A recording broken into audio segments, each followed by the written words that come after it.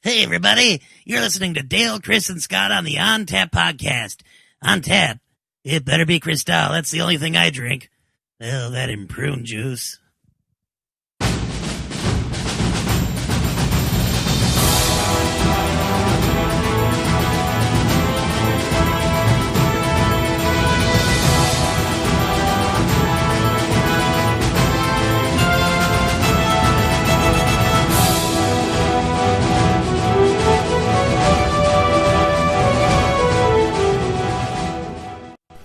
Hey everybody, today is Saturday, November 8th, 2008, and you're listening to episode number 80 of On Tap. I'm your host, Dale Coulis, and alongside me is my regular co-host, Chris Harpster. Hello. And joining us on the line is a very, very special guest. He is of the Interactive Distractions podcast. He's the host. Chris Riccio, also known as Shino, as that's how I'm going to be referring to him, so I don't get you two guys mixed up. Welcome to the show, man. Hey, thanks for having me. Yes, and this is a very, very awesome episode. This one's been coming in for a while. We've been trying to pull off, but this is the 7th installment of the RPG retrospective. I actually recorded part 6 with Steve a couple days ago, and that just went up today. So this will probably get posted several days later. This installment, we're going to be talking all about PS2 games. And this episode is not vaporware, unlike Duke Nukem Forever, as guy in the forums posted. Yeah, thanks. Yeah, this was supposed to be coming out as an exclusive with the Duke Nukem Forever Collector's Edition, but... Yeah, for the Dreamcast. Yeah, for the Dreamcast. The what? Oh, sorry. Hey! But Dreamcast is awesome. No, I'm kidding. I have 2 of them. Alright, you understand. I don't have to. Show the Dreamcast love! But, no, I'm serious. I have an American one and a Japanese one. Well, Dale, you loved it. Was that before boot discs became really common? Yeah, it was I got a Japanese one when it first came out in Japan because I was working at a game store that imported it, and then when the American one came out, I wanted to make sure I could play American games too, so I got that one too. Oh, cool. Damn. Nice. That was when there were less monetary responsibilities. I could spend all my money on games. I remember those days. I'm in those days. I don't anymore. I'm still kind of am, but a lot of the times I'm not. But as we start off each show here, guys, let's talk about the games we've been playing. And Shino, since you're our special guest, why don't you start things off for us? Okay, cool. Well, obviously, you guys know that everyone is playing Rock Band 2 right now. Yeah. So, I've been playing a lot of Rock Band 2. We actually got together at a buddy of mine's house last night and did a little Rock Band night. There were 5 of us there, and sweet. We streamed it online. It was a lot of fun. I just ran across that thread for that on VG Evo the other night. Did you guys have a big crowd watching, and did it pull off? Surprisingly enough, we had about 20 people just like chilling out, watching and making suggestions and stuff like that. But around here in Atlanta, there's a noise ordinance that goes into effect at about 10 o'clock. Mm-hmm. And where we were playing, it was at a buddy of mine's house he lives in an apartment, and he's on the 3rd floor. So, like exactly at 10 o'clock, the guy downstairs starts banging on the ceiling. Holy crap! It was kind of a baggy thing to do, but so we ended up stopping doing that, and we started playing other things. But yeah. Rock Band 2 is just freaking phenomenal. Yeah. Thanks to the 20 free songs, I think my song list is over 250 now, something like that. Wow. Yeah, I mean, pretty ridiculous. I think ours are pretty ridiculous, too. Mine is like 200 once I download the 20 songs. Yeah. I live on the 3rd floor, and we play Rock Band until like, 3, 4 in the morning some days. I'm really surprised that people below me haven't complained or anything on me. Yeah, we got lucky. Yeah, really. You have much cooler neighbors then. I guess so. Yeah. See, I don't have to worry about it because I live in a house. So when they come over, they usually come over here to do Rock Band night, and we don't ever have that issue. But this time we just decided to do it at my friend's apartment, and it didn't go so well. But we still had a good time. That's cool. Let's see what else. Lots of Little Big Planet. Cool. This game is phenomenal. I'm having more fun with this game than I've had with any game that I can remember in a very long time, and it's actually to the point where I'm willing to say if you have a PS3, buy this game.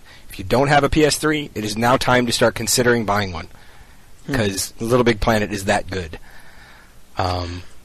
But yeah, the creativity that I've seen from some of the levels made by users online is just fantastic. I saw a level design by a user in Japan where it's the first level of Gradius? Yeah, that one. Yep. Yeah, that stage is awesome. Yeah, they said that's awesome. Like really authentic too to the game. Yeah, it just goes to show like what kind of stuff you can do with the game. Because I mean, I would have never ever thought of doing something like that with this game, and leave it to some genius in Japan to break out some tools that nobody else uses and make a Gradius level.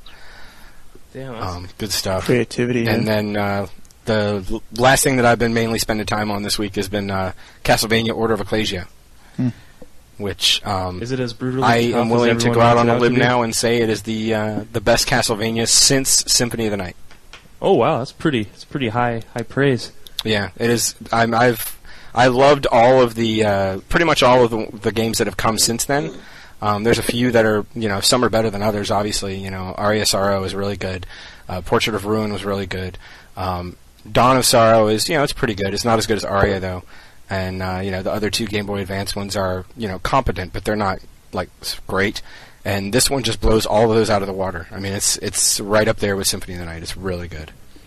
That's pretty high praise. No, yeah, it is. I think, the last Castlevania games I really had a chance to get into were the NES ones. It's been forever since I gave them a chance. I did download Symphony of the Night for XBLA, but I never really got a chance to give it some proper time. So one of these definitely do that. Definitely do that. I mean, that should be one of your items in your backlog that you're paying attention to, because the game is just fantastic. I'll probably throw it in tonight. Actually, now that you inspired that, and your guys on your podcast, you guys did a great Castlevania, not really a retrospect, but just kind of like a good general talk about the series as a whole. Yeah, or one of our revisiting the classics ones. Yeah. Yeah, everyone should listen to that. By the way, that was some great discussion on that. So you guys had some good ideas for where they should go next. I thought. Yeah, they have and Jason pointed it out on the show very well. It's like it's become more of a franchise where you can branch out into multiple genres, and it shows that they're doing that. They've got, unfortunately, they're branching into the fighting genre with Judgment, and I'm not sure if I really want to talk about that much, but yeah, I saw the previews. I don't know about that one. Yeah, but I mean, in reality, the Metroidvania style games that are out now and the old Castlevania games, they're two totally different types of games. So they can go either one of those directions, and then both of the games that were out on PS2 were two totally different games. So they've got that option as well. Awesome. But yeah, that's it. All right. Short week. Chris, what have you been playing in this past couple weeks? Well, I've been playing the usual Rock Band 2. Yeah. And we need to pick up the AC/DC pack. Yeah, we should. But yeah, we should. Yeah, I keep forgetting it's out now, since this is only Walmart exclusive. But yeah, we need to get that. Oh well. I think Glenn picked it up. He was raving about it. It's the same tracks that were on the live album, right? That came out like about 15 years ago or so. Yeah, that's right. It's that entire CD, I believe. Personally, that's one of my favorite live albums that have been out. I've only probably listened to about a dozen, but that's a great show. But what else have you been playing, Chris? And then other than that, I've been playing, of course, a little bit of Fallout 3. I beat Fable 2. Oh, you did beat it? Yep. Yeah. Nice. I beat that the totally good path. Would you say overall better than the last then? At first, I didn't think so because I hated I didn't hate the combat system. I hate the magic system, but it really got growing on me once I figured out. Once I saw the review for that trick of putting the time slower upper thingamajiggy in the first slot, that really helped a lot. Now, is that the technical term for it? Yes, I think that's what it's called in the game. The time slower upper. It's time slower. What great terminology this game has. I work in IT, can you tell? Hey, me too. Do you? Sweet. Yeah, I do. What's a good router? I have a Sonic wall at home, but... Oh, jeez. Yeah, you and your router. I'm going to replace my D-Link sometime. It's like crapping out on me. I might have to do a firmware update on it. That's what I use. I use all D-Link stuff now. Do you? Okay. I used to use all Linksys, but Okay, let's go back to what I've been playing. Yeah, You guys are going welcome to the going Geek over Tech my podcast. But I've been Fallout 3. I'm like maybe 2-3 hours into that, not very far. It's reminding me a lot of Oblivion. Oblivion mixed with BioShock a little bit. See, that's what's keeping me away from the game. But is the fact that it looks so much like Oblivion. It does. Because as good as I know Oblivion was, I just could not get into it. I tried 2 different times and I just couldn't get into it. Yeah. Yeah, if you didn't like Oblivion, you're probably not going to like Fallout. I was a big fan of Oblivion, and I'm with you, Chris. I only put a few hours into Fallout, but I could tell I'm going to really like this game. The battle system is unique, though. Like, of course, you can have like first-person battles where you just shoot the guy, but they have this thing called VATS, where you push the right bumper, and then the guy will become like highlighted in this green crap. You can choose which body part you want to shoot, and it gives you a percentage and also how healthy that body part is. Like, you can cripple their arms or legs so they can't shoot or walk, or you can just shoot them right in the head, or you can shoot them in the torso to slow them down. I remember watching that in action. I didn't know how that would feel like when I played. I thought it looked kind of boring. It's pretty fun. Yeah, when I got a chance to try it myself, I was a little surprised at how much fun I was having with the VATS. Yep. And then the Pip-Boy rocks. That little gadget you have on your arm, yeah, that's pretty cool. And then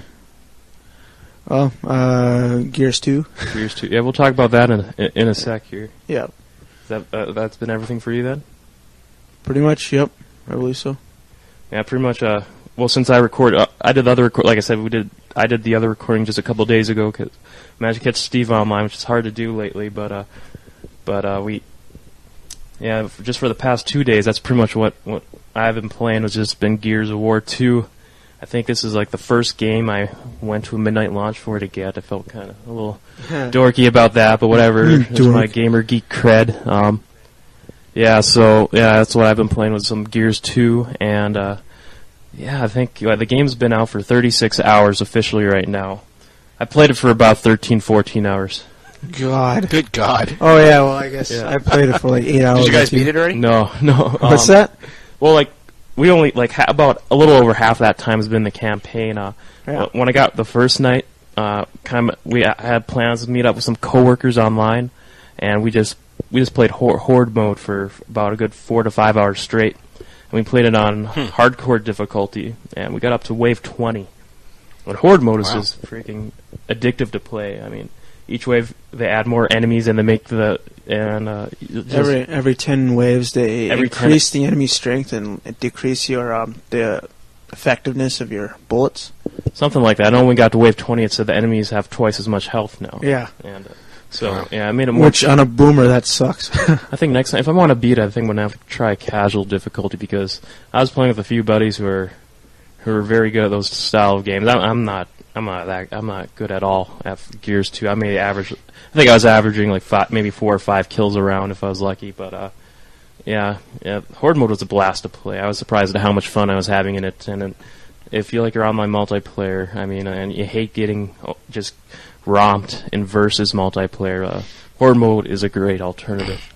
But last night we met up around like 7 p.m. and we started a campaign in hopes of trying to beat it in one night. And we made it till about 4 in the morning. Yep. We took about an hour in break, so we played about 8 hours, and we got almost to the end of Act 4 or 5. And Act 4. Yeah. Yeah. So, gosh, that can't. How many acts are there? Do you know? 5. Yeah. Oh, okay. And that game was just, dude, I don't know about you, but the campaign I'm having a great experience with it. I'm surprised I'm already enjoying it more than the first Gears. I think the gameplay variety is great. They're really, mixing things up level to level, introducing new enemies and new weapons. And I'm just surprised at how fresh everything stayed throughout the whole campaign, because the first Gears, there are a few parts where it felt like you're kind of, as much fun as I had with the first Gears, there were a few parts in the game where it felt like, alright, things are starting to get a little too repetitive after a while, but... Like the krill. Yeah. God, thank God we haven't come across krill yet in Gears 2. Yeah. Yet. But so yeah, now Act 5 is going to be just Act 5. Don't curse us. Just because you said that. Yeah. You're going to have to download a patch before you play it again. Oh man, it's going to be the Krill patch. Oh god. Yeah, we'll call it the pitch black patch or something. Yeah. But Oh. because that's what those things remind me of. I don't know if you remember encountering those. They seemed like they came right out of the Pitch Black movie. But yeah, they're like bats that only come out at night and like kill you instantly. have you been as impressed though with the campaign as I've been, Chris? I think it's been a blast. I think the campaign in Gears 2 so far beats out Gears 1. Yeah. Hopefully, it'll have a satisfying conclusion. Yeah.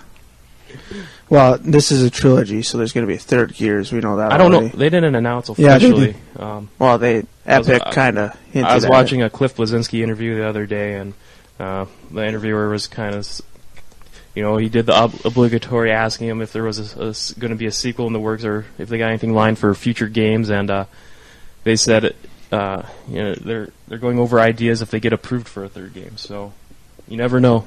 Well, I think it'd be rather stupid of Microsoft, not to approve a Gears of War 3 or something.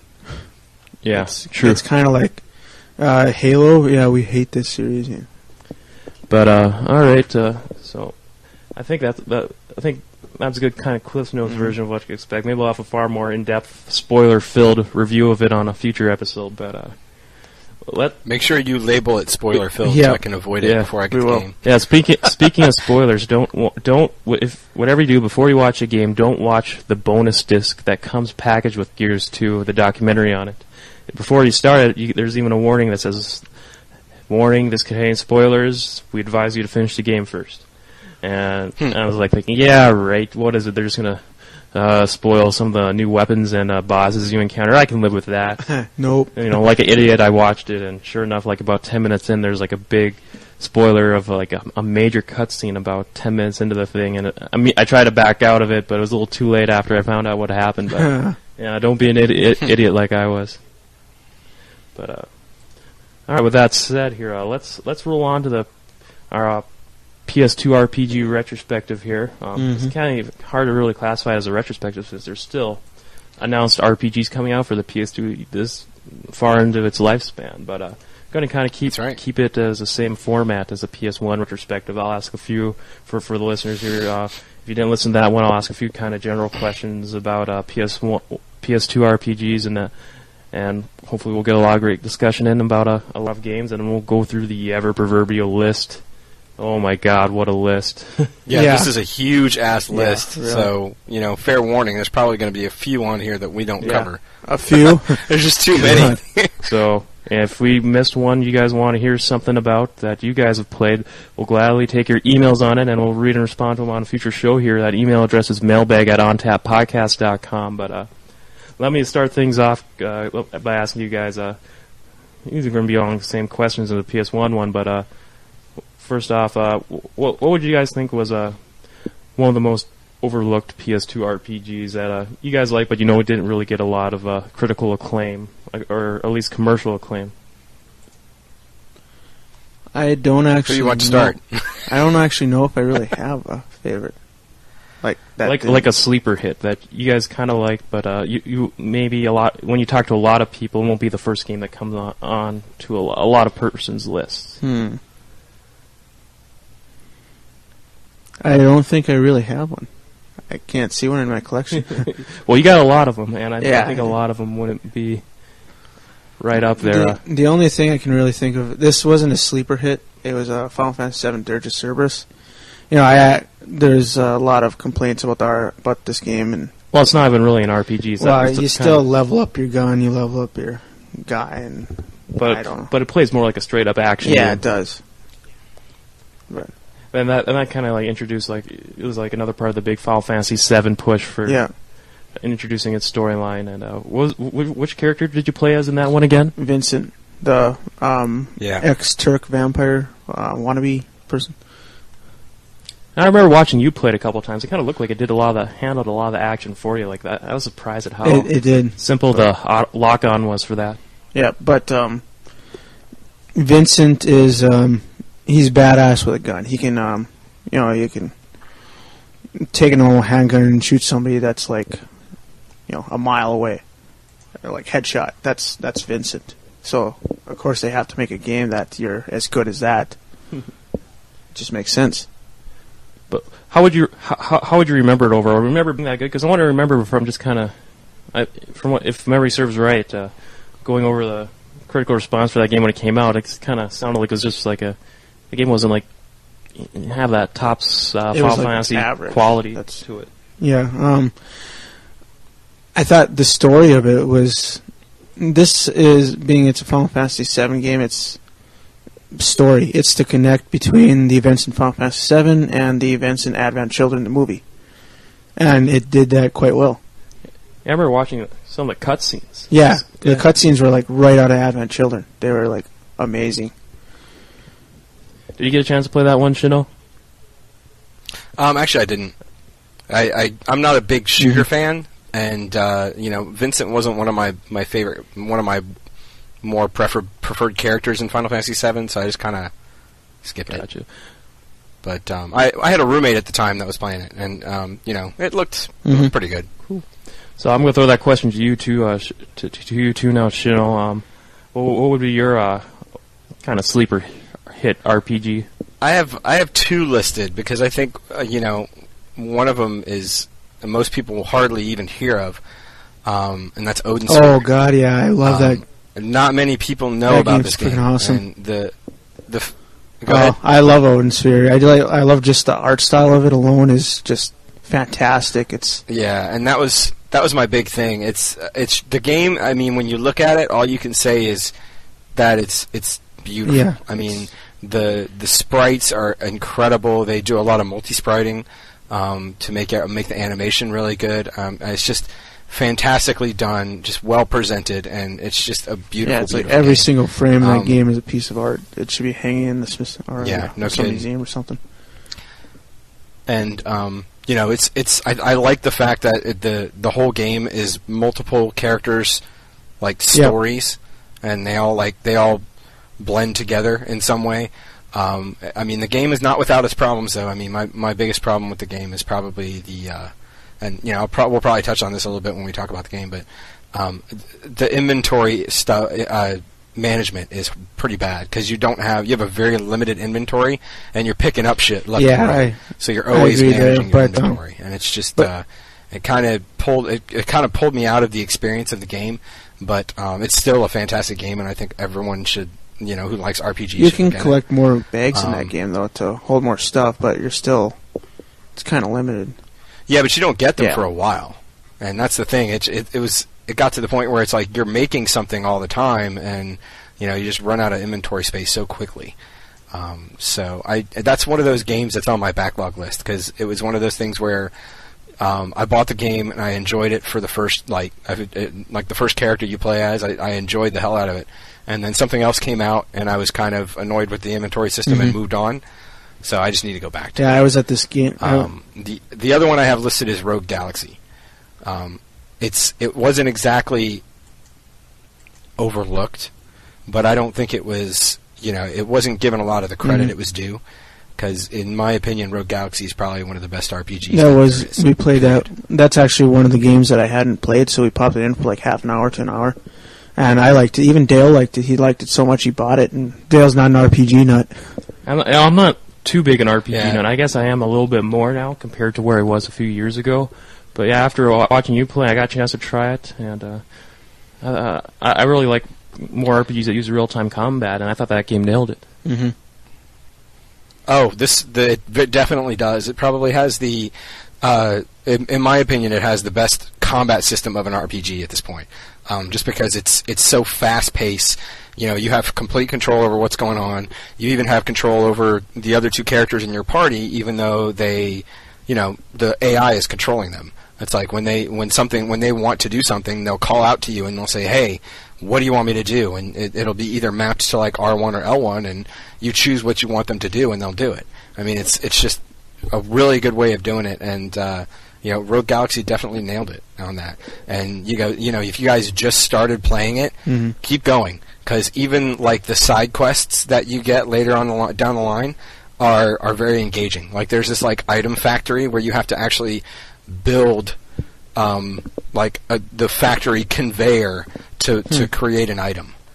And it's really, really cool, and it's something that I haven't seen in a game before, and it's just fantastic game. It's on my top 5 RPGs of all time. Dang, that's real high claim. Yeah, like Chris said, I ended up after just playing it for that half hour. I was so impressed. I went out and ordered it online. I can find it super cheap now. It's I think I got it for like $12. But yeah, Yeah, the game's made by Level 5, and so far they have yet to fail me. It's like I've played a lot of the games that they've brought out recently, like Jeanne d'Arc for PSP, which is fantastic. Professor Layton for DS, that game was awesome. They're doing White Knight Chronicles for the PS3. They did Dragon Quest 8. They're doing Dragon Quest 9. So the Level 5 knows what they're doing, and they nailed everything with Rogue Galaxy. They really did. Cool. All right, and I won't be answering any of these questions too. I was kind of like a PS1 one. My hands-on time for PS2 RPGs is kind of limited. I played several, and I'll chime in with whoever I can. I'll be more of a moderator, if anything. So I don't really have an answer to this question here. But like my next question I have for you guys is kind of like the flip side of that question. Which one would you think would have to be like the most overrated, or just one of the ones just flat out hated on PS2? Would any come to mind right away? Chris, I'll kind of answer this one, but from the ones we're trying out, I thought Unlimited Saga was just fucked up. Yeah, it was totally fucked up. What the hell were they thinking? That was going off like maybe just like we said, like a half hour. Well, yeah, but like half hour we couldn't even figure out, what the hell am I supposed to do here? That game had like a really weird overhead world like map. Checker, whatever. Seemed like a checkboard or whatever. And the battles played out real funky. Yeah. And I think the only reason I still have in my collection is that GameStop will only offer me 50 cents for it. So, not even worth the drive there. Yeah, did you get a chance to play that one, Shino? Don't. I did not. It was on my radar for about a day, and then it went away. I'm looking at this list, and I'm like, holy shit, I thought about buying 90% of these, and that was one that I thought about buying. Yeah, well, I only bought it for like and from what you guys are saying, I'm glad that's not bad. So, Chris, would that be rank up high on your list there for flat out hated the most, or most overrated? There's not really a whole lot of hype around it, though. Yeah. Or just flat out RPGs you hated. Okay, I got one that I know, like, a lot of our viewers are going to be like, what the hell are you thinking? But it's EverQuest Online Adventures for the PS2. I hated that game. That game sucked. I think you still got an active account for that game, I right? do. I have the lifetime membership account. Sony gave me one, and I'm like, thanks, Sony. Why not just give me a bullet? I was going to say, although you got it because you were assigned to review the game. Yeah, I reviewed it for one of the websites we used to work for. Yeah. I remember I actually was in the beta for that game. I think that was when Sony used to mail out demos if you registered for their registered your PS2. I remember getting the beta or online demo, whatever the hell it was, in the mail, and just that alone, I remember took up like half a memory card. Yeah, it did. Well, I think it took out actually the whole memory card. I think it was like 8 megs or something.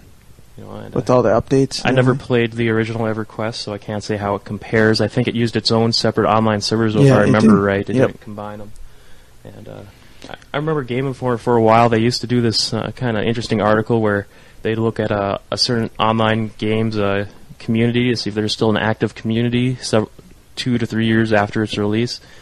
And according to them, they said EverQuest Online Adventures still had like a few thousand active people still playing it. So those goobers. Wow. Yeah, well, this was a few years ago too. I mean, I think the game came out in like 04 or 03, and this was like in 06 or so. But I was surprised when I read that. I know. Did you get a chance to try that one, Shino? Did not. Hey. Did not. I was that was before I got into the whole MMO thing, and I was actually for a while I was anti EverQuest just because of the there was a guy that I worked with when I was working at the video game store back in college. He was like a super advocate of the game, like to the point of annoyance. I mean, he would come in and solicit the game to us like every day, and talk about how he ran the guild that he was in and all this other crap, and it got to the point where I was just tired of hearing him talk about it. So that was another one I purposely passed. Dale and I can totally relate to that with World of Warcraft. Yeah. Well, I bought it because I'm such a big Blizzard fan, but I fear to play it because I got a good feeling, I'll end up devoting my life to that game. I played World of Warcraft for 6 months, and I thought, it was just okay. There was nothing too special about it. I'd rather play Lord of the Rings Online or Age of Conan. But, was there anything else you wanted to throw in there about EverQuest? Well, not about EverQuest, but yeah, there's another game I thought of. Wild Arms Altered Code F. It's a remake of the original Wild Arms for the PS1. Oh, yeah. It's totally... If you're a fan of the Wild Arms series, go get Wild Arms 1. It's tons better than Altered Code F for the PS2. They just... in my opinion, they ruined the game by trying to update the game. Chris, I actually you did actually review this one for way back when. I actually got an old excerpt pulled up here from your old review. Why don't you tell me how well this holds up? Altered Code F plays exactly like the original Wild Arms, and I do mean exactly. If you have never had the opportunity to play the original, then obviously you won't notice the similarities. The music, the map, the script aren't nearly identical to each other. The only difference between this and the original are updated graphics and some added content as new areas and party members, 6 instead of 3. Yep. But you do contradict yourself a little bit here in the ending here. You say the game is still great overall. Story, sound, and battle mechanics are still as nice as I remember them. However, like you said, you ended up saying though, passing on and getting the original. Mm-hmm. Yeah, the original. I just love the battles in the original a lot better than this one, even though they were outdated. They used old polygon models. Altered Code F has higher polished polygons. I still like the original a lot better. All right, Shino, I'm going to throw the same question to you. I apologize. You're going to get hate mail for this one. I'm pushing this into the overrated area. Oh, 10. Final Fantasy 10. Yeah, I thought 10 was very overrated. The characters didn't do anything for me. There were a couple that were kind of cool, but most of the time it was just annoying. One of the things that makes me like an RPG is the way they handle the party system. And Final Fantasy X, it was like you can switch out anytime you want, and that's great. But any characters that you had that were like in the background, like that weren't there, they don't get experience points, and that's one of the things that I really liked about games like Rogue Galaxy, because even if they're not in your party, other members of your team will still get experience, and it makes it so much easier and less of a grind. When you have to use other characters, and that was something that really ticked me off. And honestly, it's like I haven't really enjoyed a Final Fantasy game since 6 and 7. 8 I beat; it was kind of cool. 9 was kind of old school, and I thought it was fun, but I never actually beat it because it just didn't hold my interest. 10 I never beat because it got on my nerves. 12 was, I liked 12 a lot, but the whole board system, that whole thing is just a pain in the ass. So I didn't really get as much into that one. So it's. I know a lot of people are going to disagree, and there's going to be a lot of fanboys out there that are going to send you hate mail and say, "Who the fuck was that douchebag that was on your show?" And it's just the way I think about it right now. It's like my top 5 RPGs. There's not a Final Fantasy game on there. And most of it is because they try and they do something really good, and then they're like, all right, well now let's do something completely different, and they leave everything behind that they did right. And I don't know, it's just not.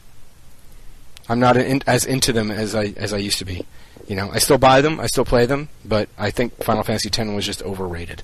It was a good game.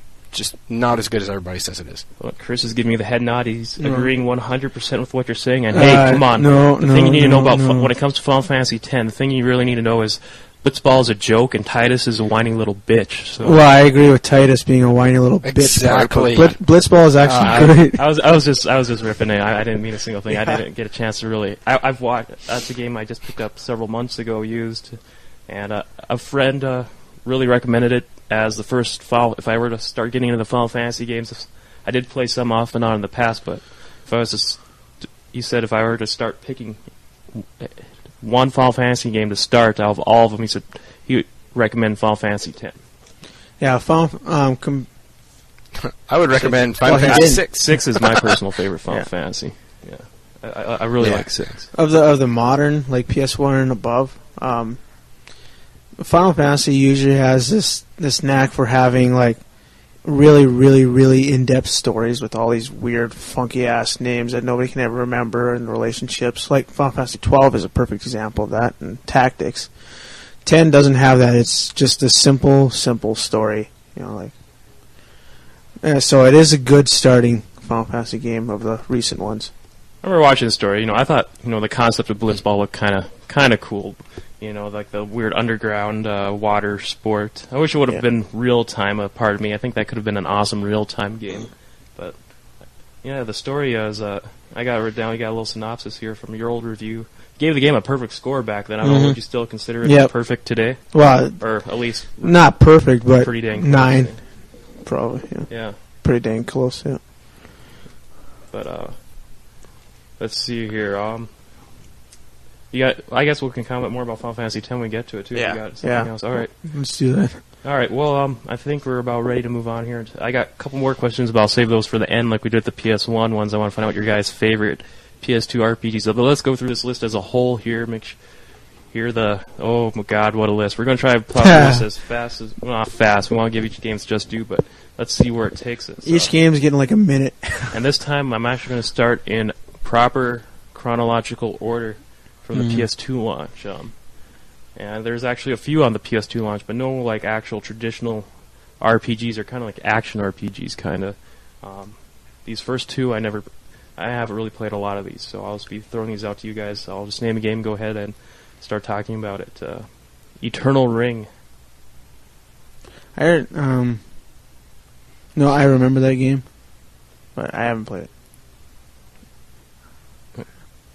Yeah, I haven't either. Honestly, it's like the first big chunk of RPGs you have listed here.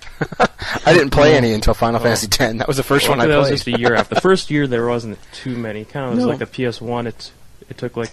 Yeah, most of them were series that I wasn't interested in, and the first Dark Cloud wasn't nearly as good as the second one. And I still need to go back and play the second one. Here in a little bit, but there's two other PS2 ones. I do have a little bit of comment about one of them, but Evergrace. I never played that one either. Nope. But Summoner, the first Summoner for PS2. Yep. My old roommate, he picked up this game, and I was watching him play it, and I got to try it too for a little bit. And there wasn't anything special about that game. I remember being kind of like a boring kind of.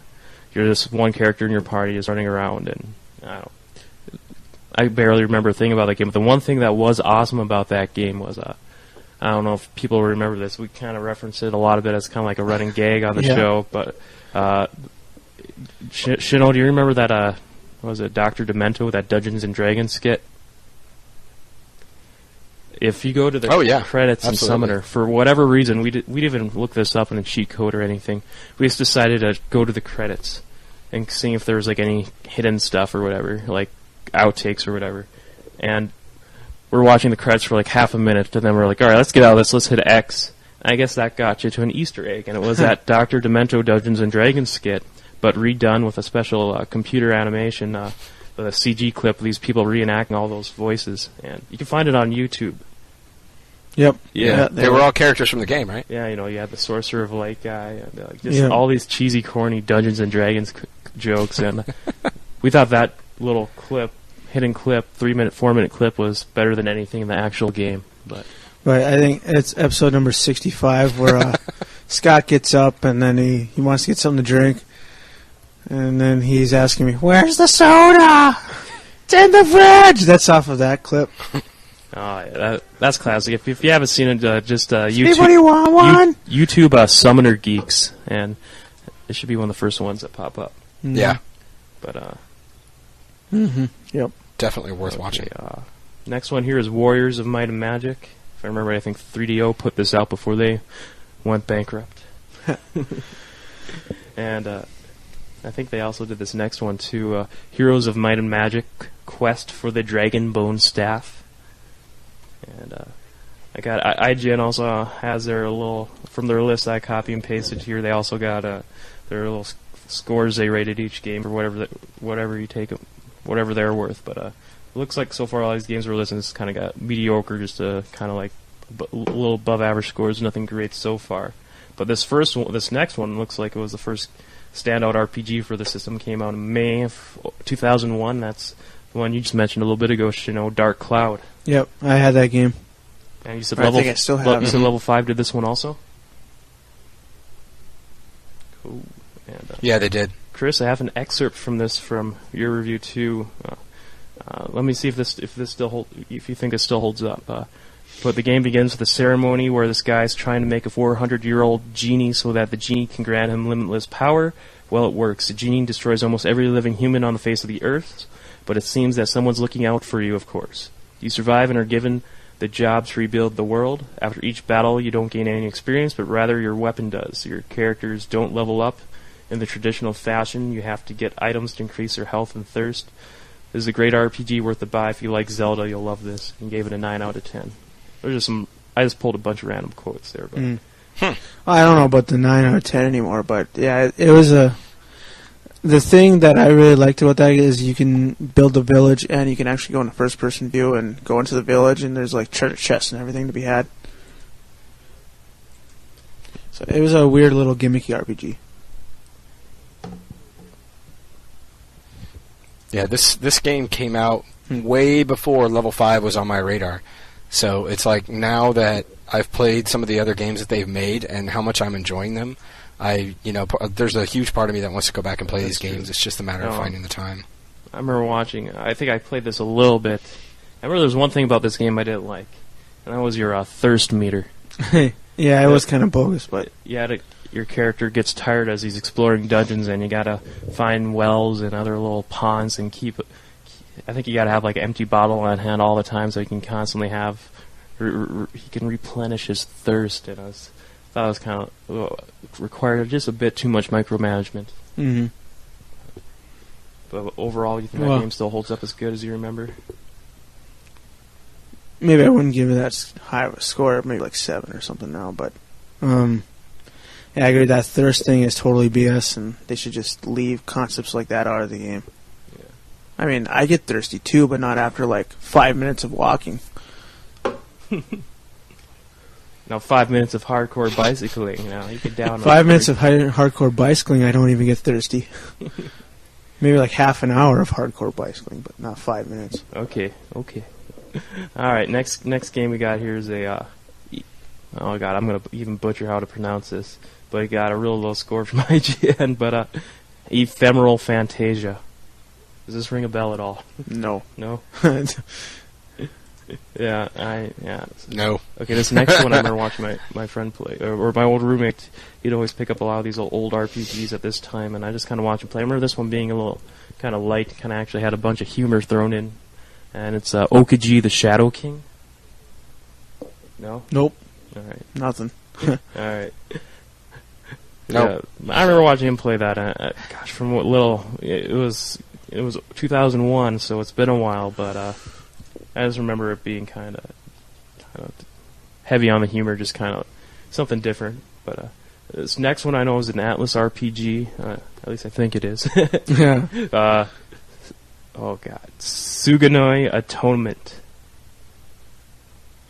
Yeah. Nope. No, never heard of it. I've never even heard of this one. But, Atlas sounds good. It's like one of those things where it's now I want to research it. But it's like I'm at the point where it's like, what's the point? I know being I'm not this is like 2001 and Atlas RPG, you're not I'm even actually very find interested this to game, hear so what it it's is. not even worth looking up. Yeah, well, I'm loading up. This is up right now, and yeah, it is Atlas. So I can see the box art, and yeah. So going by from the user reviews here, it looks like it, and the IGN, it sounds like they like it. So, but yeah, Atlas, how they roll. They like to have their games only available for like a couple months, and they're only going to be $80 eBay $100,000 or 100,000 copies of this game. So if you don't get it now, you never will. Okay, then I got Final Fantasy X again, and Chris, you got some positive stuff here to rebut what Shino had to say earlier. Anything else to add? Well, I don't know. The story mode, or the story was, I think it was a pretty good story. It had some plot twists in there, which nothing too heavy. Nothing you couldn't have guessed, and nothing that is totally mind blowing when you find it out at the time. I'm not going to say anything about it, of course, for those people that haven't done it yet, but one of the main problems about this game, I feel, was the sphere grid. It allowed everyone to do everything instead of the typical Final Fantasy game where you have one character that can just be a black mage, one character can just be a red mage, one character can just be a warrior. In here, every character can be a black mage, every character can be a white mage, every character can be a warrior or whatever. Like kind of like unbalance things, or yeah, it can unbalance things. Like really, once the only difference between characters now is I like the sword as opposed to a blitzball. So, I never had Waka in my party because I hate blitzball. So, I hated the blitzball weapon that he used.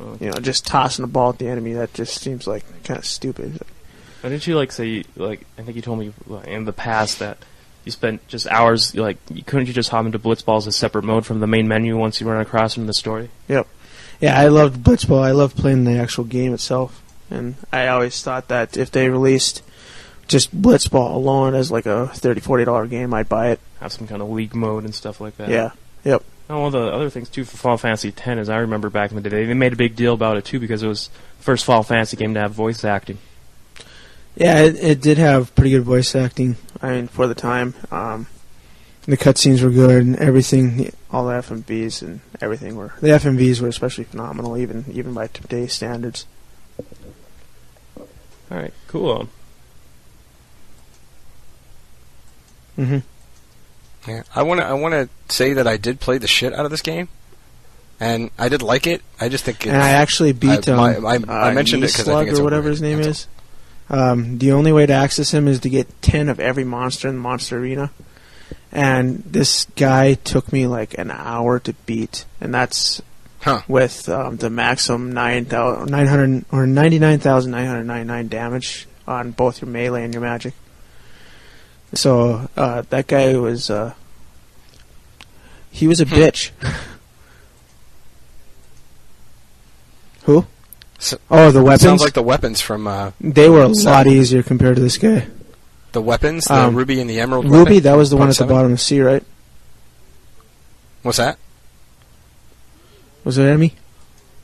Okay, the one at the bottom of the sea was easy compared to the one at the Ruby was the one in the desert, I think, right? Okay, that's PS1 anyway. So. But he sucked you into the sand or did something to get rid of 2 of your party members, and it kind of sucked. Yeah. But let's go back to the show. All right. Okay, moving on for the Nexus, but Legend of Awandar. This is another crazy one I wasn't familiar with, but I've heard of it. I haven't played it. So yeah. Yeah, I'm not familiar with it. Wow. We'll have to rank it with Beyond. But it got a 4.3 from IGN, so that might be a reason. What didn't you post? Didn't you? Were you the one who responded on that thread saying? Did you have to mention that game? That game, or was that someone else? Yeah, I did. I unfortunately I guess that's did excusable then. God. It was because it was the only RPG that was out for PS1 at the time, and I suffered through it. And to this day, it's like one of the only games I've ever sold. It's I like to collect my stuff, so it's like I have all the games I've ever had in the past. I keep. I'm the same exact way. I keep everything unless it totally, utterly sucks. So. And it has to reach a very, very, very low number Yeah.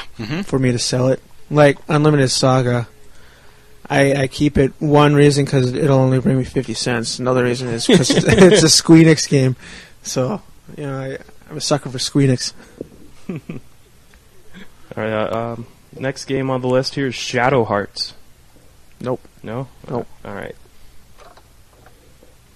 Oh, okay. I did play Shadow Hearts. I actually own the game.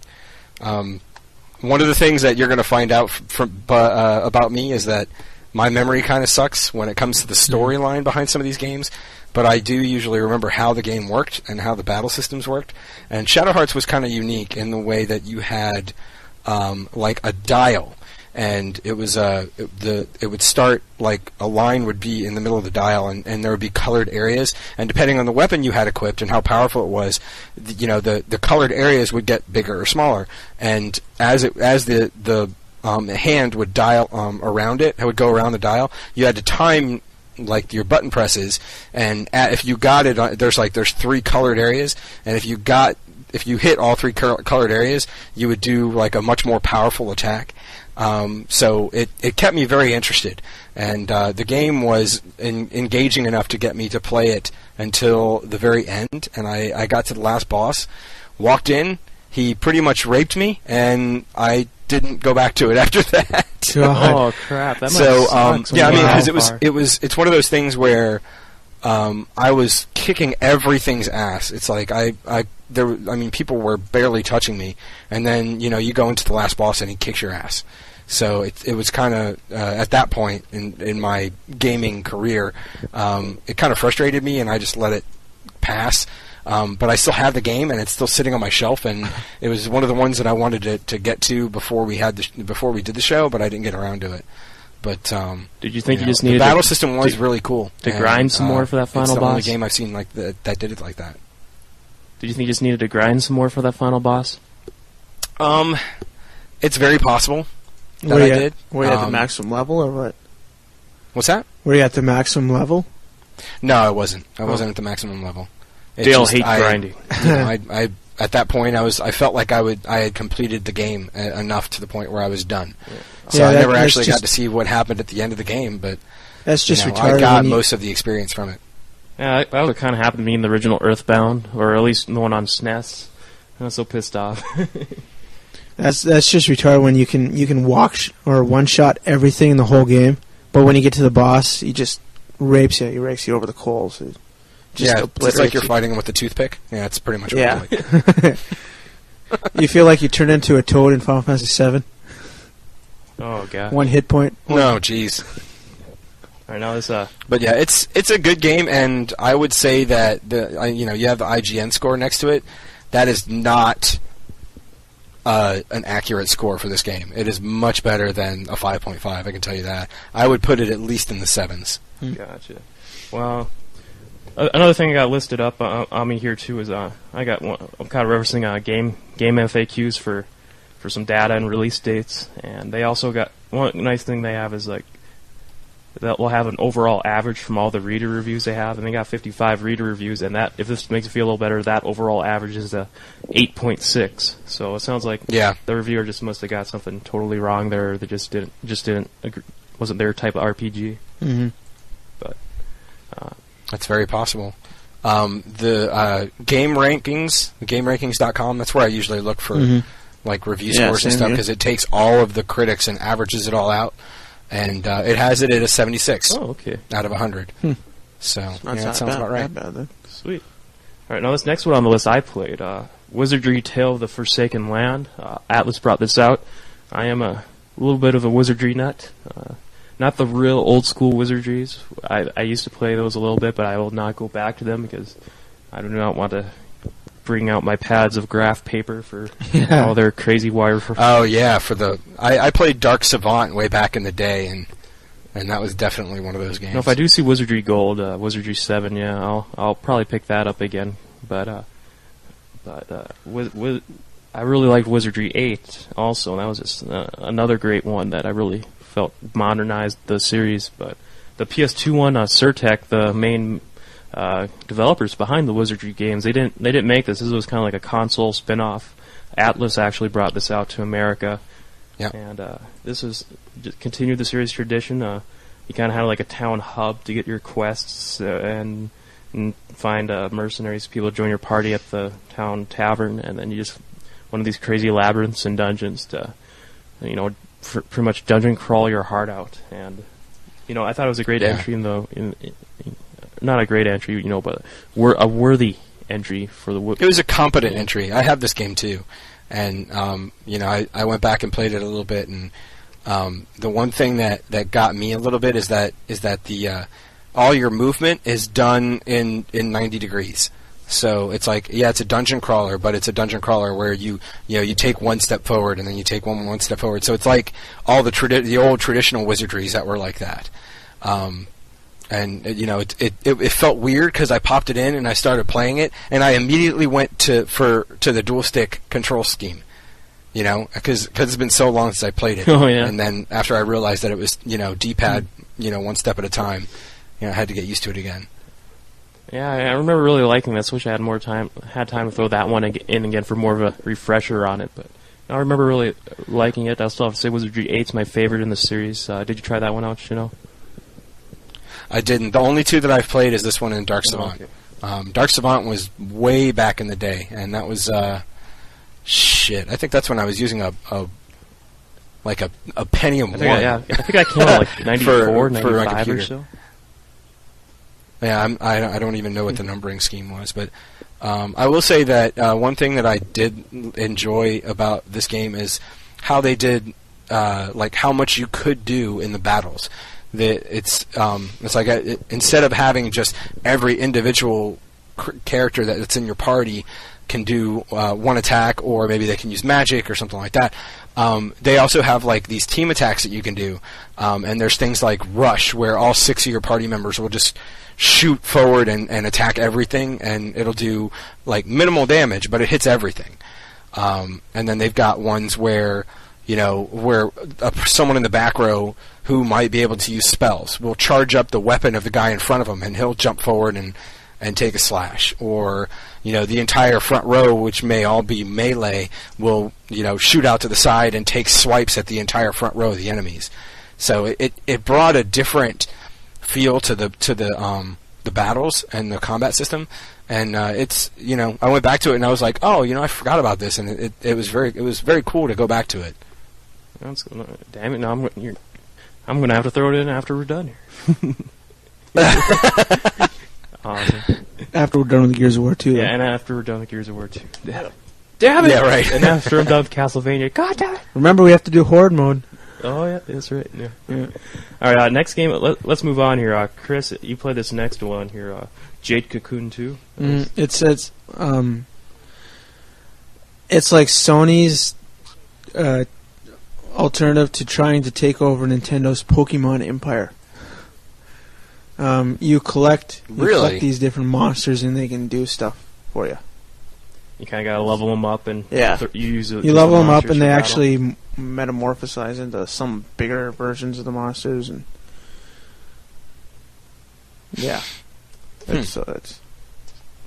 Well, I do got an excerpt from your old review of this one too, and you're real high on the game. You actually gave it a perfect score. Well, the storyline was good, the graphics were good, the music was good. But I think I'd lower that score now. So it was a good game, but it just doesn't hold up that great. You think? No. All right, cool. Did you get a chance to try that one out? No. All right. Grandia 2. I loved that game for the Dreamcast. Yeah, I did too. I remember Dreamcast version. I remember you spent a lot of time talking about it when we were talking about Dreamcast RPGs. Yeah. Shino, how about your thoughts on it? I didn't get a chance to revisit it before the show, but I do remember my favorite part about the game was the combat, and this is gonna be a running theme for me, because in order for an RPG to keep my interest, the combat has to be it has to be intriguing, and I just remember the story was enough to keep me interested, and the combat made it so that I actually enjoyed getting into battles. This was pretty much... And I never did play the Dreamcast version, so when I saw that it came out on PS2 and I couldn't get my hands on the Dreamcast version, I jumped on it. I have both versions, and the Dreamcast version is a little bit superior. Did it like? Oh yeah. What made the PS2 one? It has slowdown. Oh. It's did not have a some perfect slowdown. port of That's the true. Dreamcast That version. is true. Dreamcast version didn't have any slowdown or anything. And it doesn't really work well in the PS3. I have the PS3 version with the software emulation, backward compatibility. It doesn't really work too well. It doesn't really render the textures right. That kind of blows. yeah, it does. Since it's such a great RPG and I can't find any of my Dreamcast VMUs to revisit it. So. Oh, man. Yeah. All right, well, unless you got any more about Grandia 2 Dad, I think we're ready to move on to the next one here, and I got Forever Kingdom as the next one listed. 9. I never played this one. Okay, the next one, Kingsfield, the Ancient City. I played Kingsfield 1 for the PS1, and that was the end of that series. Jeez. So, I was pretty much done with it after that. Was it a running series for a while? There were several of them. There were actually, I think there were 3 or 4 on PS1. I think there were 3. And then Kingsfield Ancient City, I think, was technically part 4 for the PS2, and I didn't even bother. Crap. Because it was like, okay, think Kingsfield, think Oblivion, but not nearly as good. Wow. So, like Morrowind? or would you say Chris? That's about where it goes. Oh God, that game blew. All right. How about this next one? I thought this was a first-person shooter, but maybe it had different elements to here. IGN classified as an RPG, not an action RPG or anything. But Deus Ex: The Conspiracy.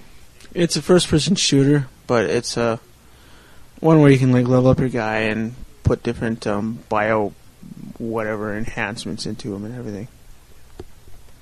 Now I remember they had that sequel, Invisible War. Was that pretty much like the exact same kind of game? Or I remember that. Yeah. Okay. There was subtle differences, but there are with every sequel. Did you put a lot of time into The Conspiracy? Neither one. Nope. No. Okay. I remember watching you play the Invisible War. That looked pretty.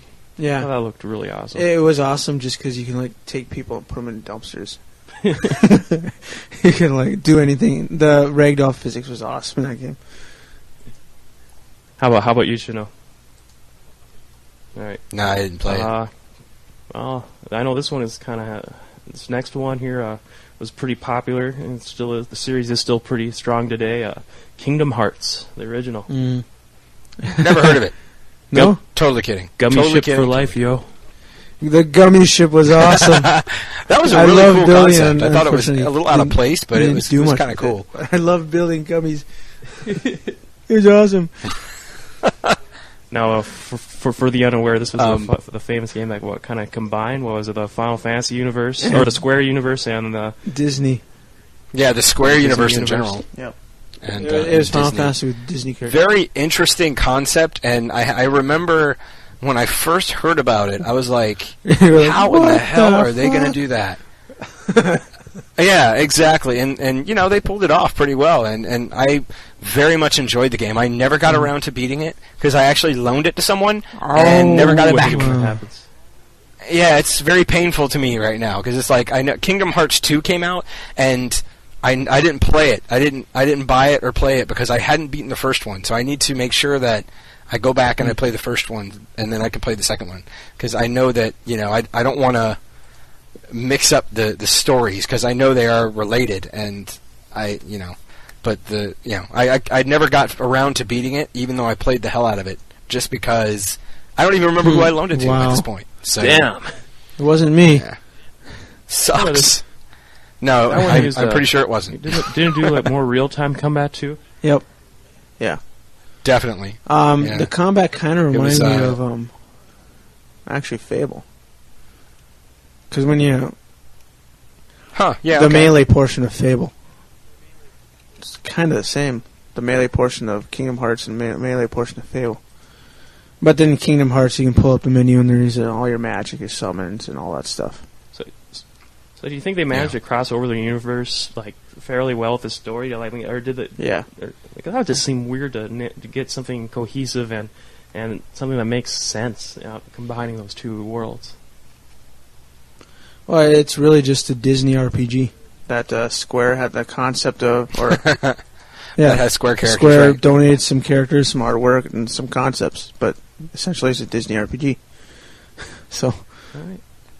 Yeah, because I'm not sure if it was all of them, but I know the majority, at least, were all the environments you went to were Disney's environments. They were different Disney's worlds.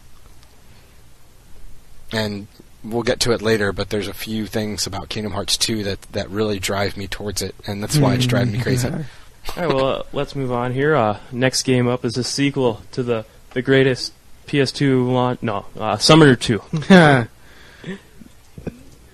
Which was apparently much better than Summoner 1, but I did not play it. Next up, Chris, man, I know this game's what you're all about. Grandia Extreme. Extreme!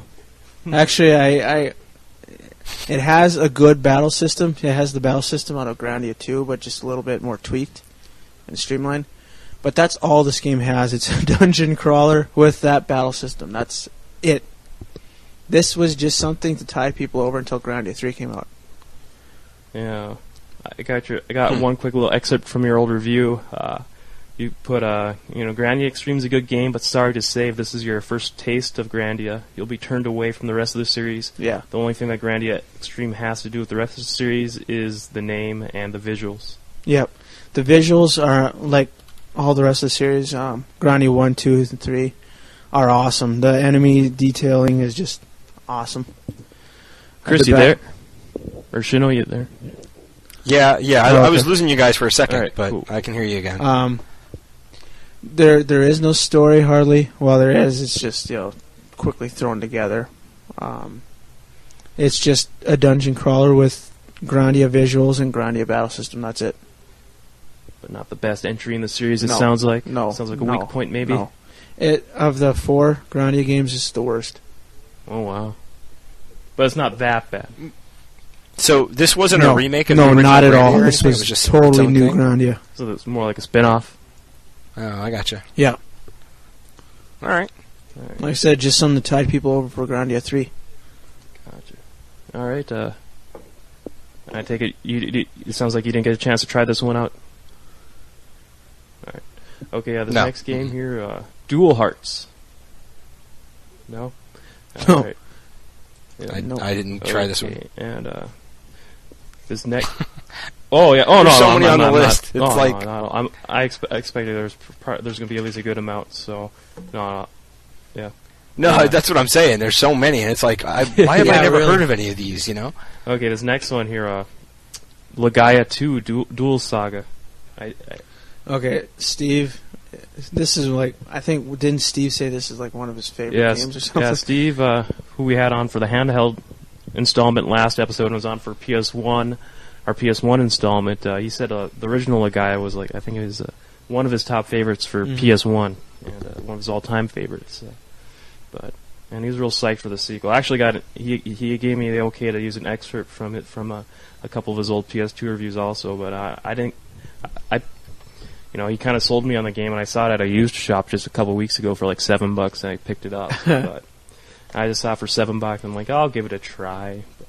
Well, I didn't buy this game just because Legend of Legaia for the PS1, when it first came out, I played the demo, I loved it. I bought the game, I loved it, and then I was a good ways into the game. I might have almost beat it, I can't remember. But I just totally did a 180 on the battle system, just totally wore on me. I hated it, so I never picked up the PS2 game. Aww. Well, I mean, I just... I do have the PS2, this version. I do have this game, and I actually liked the different hand-to-hand combos that you got to do, and the different combos you learned over time. I thought it was actually a really cool idea. But I think what got me is that there was a lot of grinding in this game, and you had to battle so much that, just like Chris said, it kind of wears on you after a while. It was a really, really good idea, but they needed to actually balance it out a little bit more so that you didn't have to battle as much. It would have made it much more interesting. They were kind of high in the PS1 version. From what Steve said in his review, he put, finding out how to do all the art moves is a definite high point. I never felt challenged by any of the bosses in Duel Saga, even the final boss. It's a great game, but it feels like something is missing. And he said he liked the original more. Well, then I definitely won't like this game. No. But Chris is...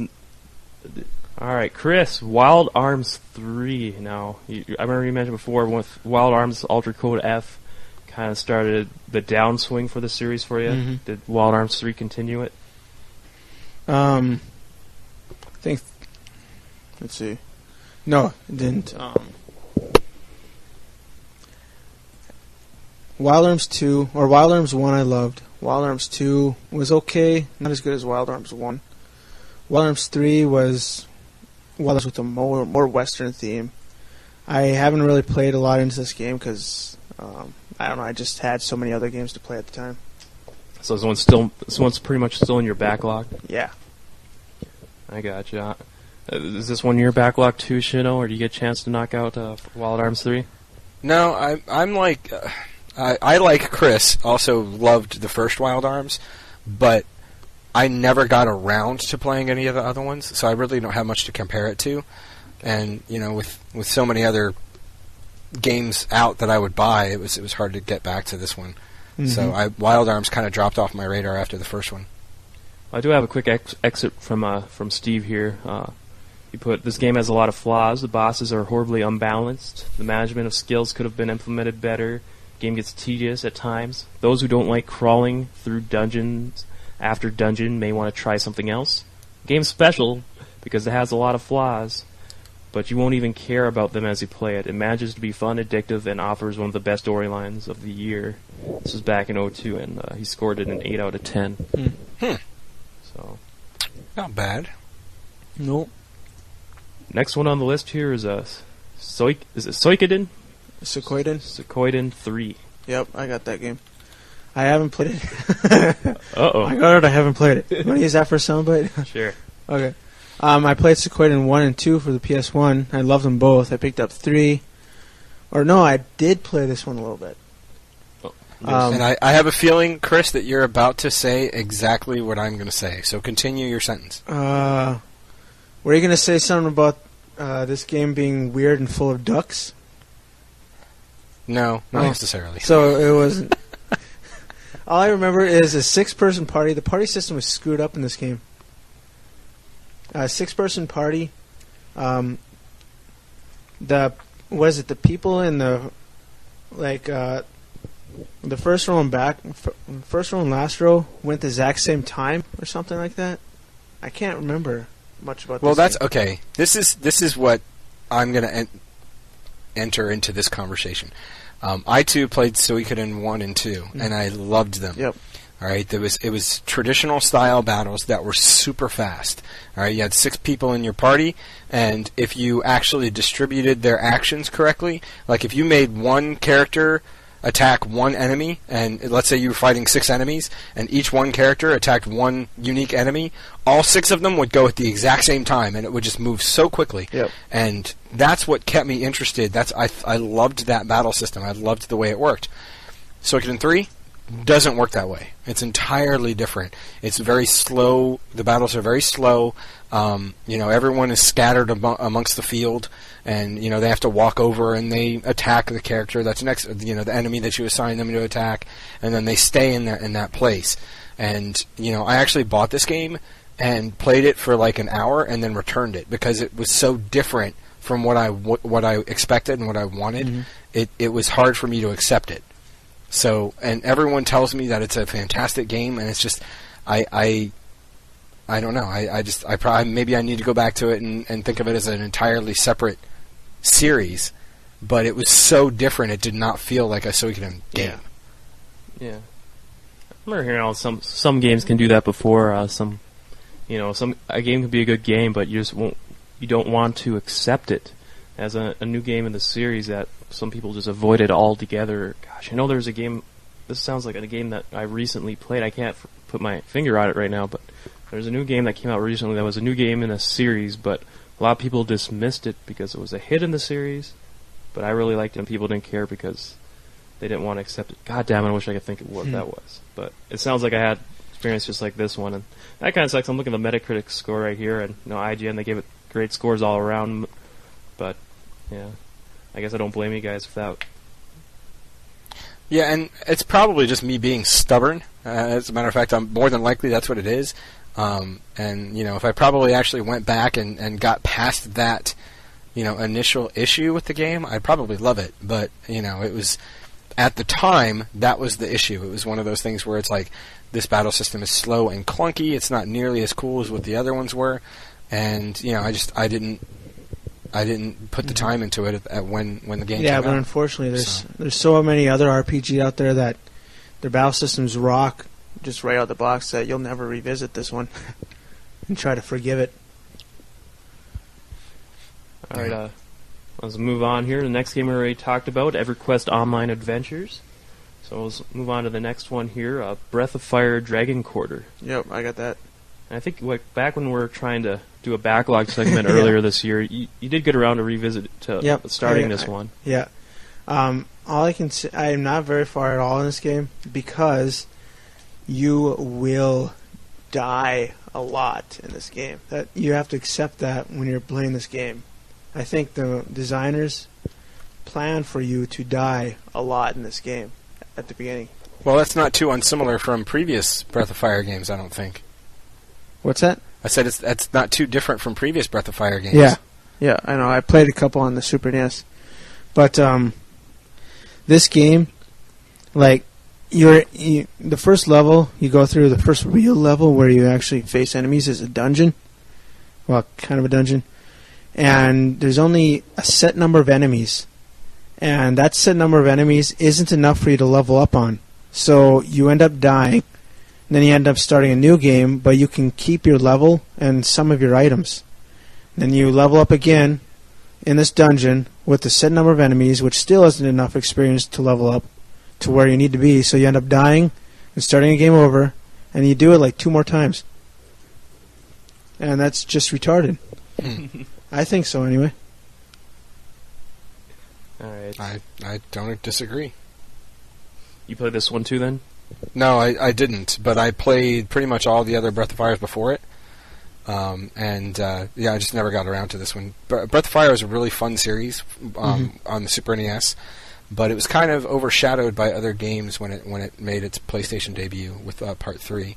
And I have 3 and 4, and I played 3 about halfway through, and never played 4, and I just never got around to Dragon Quarter just because of the fact that there were so many other RPGs out. Yeah. Okay. Next one on the list, I remember putting some time into this one, and I remember it had a really neat concept, kind of like a fake MMO, and of course I'm talking about one of the first games I think that kind of pioneered episodic gaming. I managed to actually keep up with it on a kind of like a regular basis, and I'm talking about Dot Hack, and this was the very first one, Dot Hack Infection. Yep. And Chris, I know you put a lot more time into this than me, but I was real intrigued by the concept of this, where you got like the fake message board posts and fake emails every like couple of days. And did it have like made use of like the internal clock of the PS2 or something like that? I can't remember if it did or not, but yeah, I remember like your party members in the outside world, they'd send you emails like, "Hey, that was fun. Let's go again," or you can call me anytime and we'll party. And then even use like the stupid, like the abbreviated, LOL and crap like that. Yeah. Yeah. But it was a pretty cool concept. It still is. Dot Hack, they released 4 of them. Well, actually, they released more than 4, but there's 2 Dot Hack series. Actually, there's like 3 Dot Hack series in Japan. And like the first one on PS2 was 4 parts, and then like later they released another 3 of them as I think GU has 3 parts. I think they all came out at the same time though. They released this one. They released every 3 months or 3 or 4 months, and they actually kept up on the thing. I don't know if you just want to talk about them now as a whole, since at least they're not really related. I mean, they're set in the same MMO, but they're not the storylines aren't related. Oh, Well, they kind of are. The storyline is pretty much like you're fighting in their game's like version of a MMO where you're kind of like a virtual reality. I think isn't it called like the world? Yep, just the world. And supposedly like the greatest player goes down and like he meets an infection and like he's in a coma now. And what's happening? The gamers in real life in the world is actually like if they die in the video game, they die in real life. Well, they go into like a coma. Or coma. But yeah, there's some hacker in infection. Or, well, in all the dot hacks. And your character somehow gets hacked, but it doesn't get deleted to the point where, it's deleted and then you go into a coma. In turn, you become like a good hacker, a white hat. You can also hack now, and like if there's enemies that have some of this exploited code into them, you can hack them and get rid of that exploited code and they become normal enemies. And it's an interesting concept. It's a really good storyline. Cool. And then Dot Hack GU comes into play. Your character in Dot Hack, the original series, his name is Kite. In Dot Hack GU, I can't really remember. I think you're basically a PKK, a player killer killer.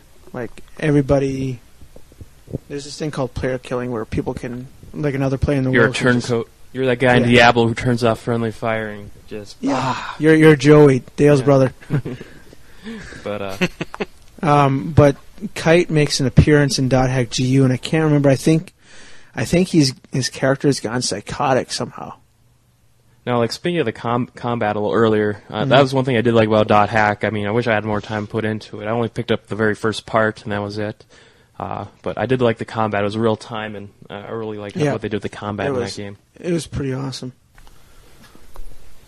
All right. Did you get a chance to catch? Yeah, I have the first one, but you guys pretty much said everything I was going to say. I mean, I just thought it was an interesting concept in general, where it was like this, it kind of made you feel like you were in an MMO type environment, and everything you guys mentioned was pretty much what I was going to say. So you beat me to the punch.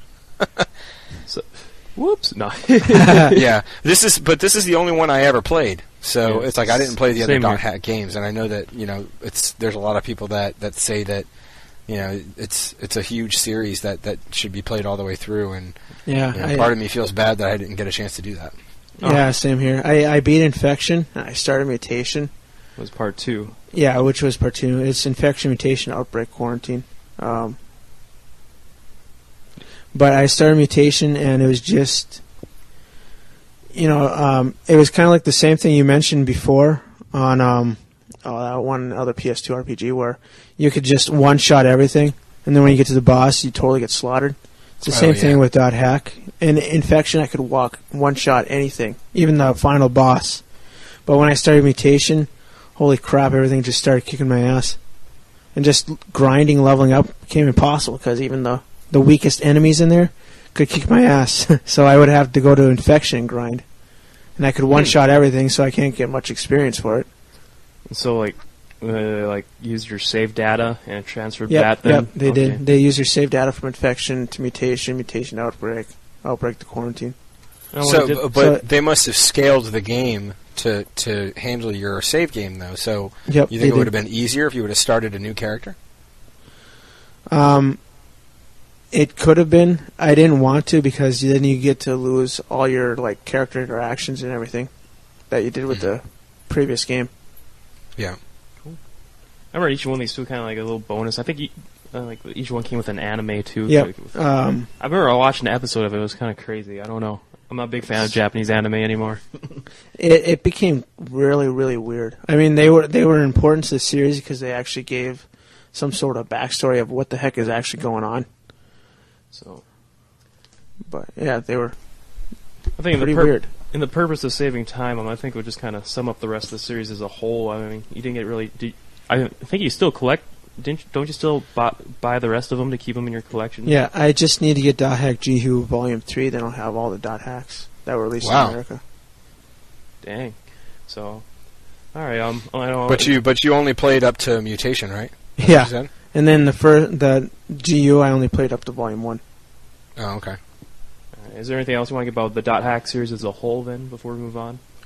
A lot of people were saying that, why spend $200 on a series, but this is actually, it was a pretty good game.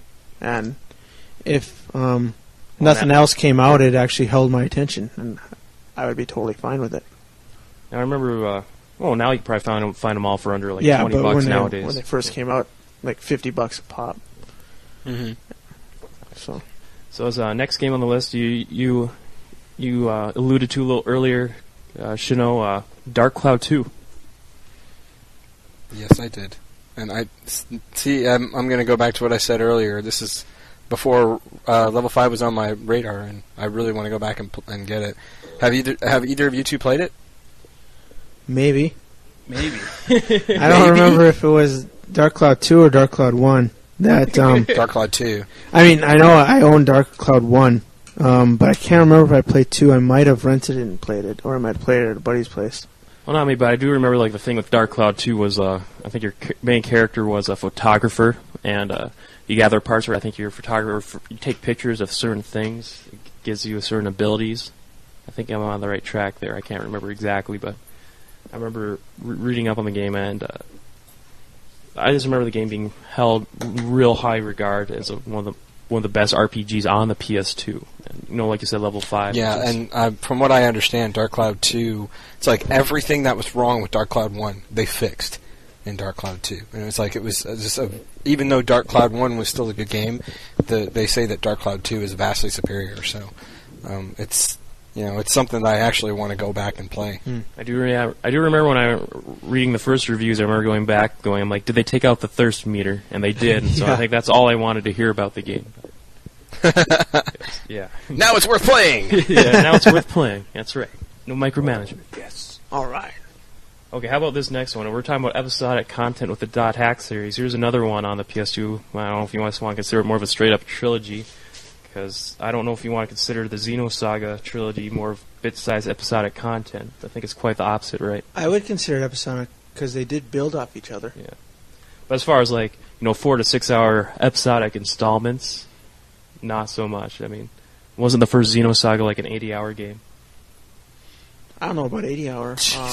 I don't know how much time I spent on it, but I beat it.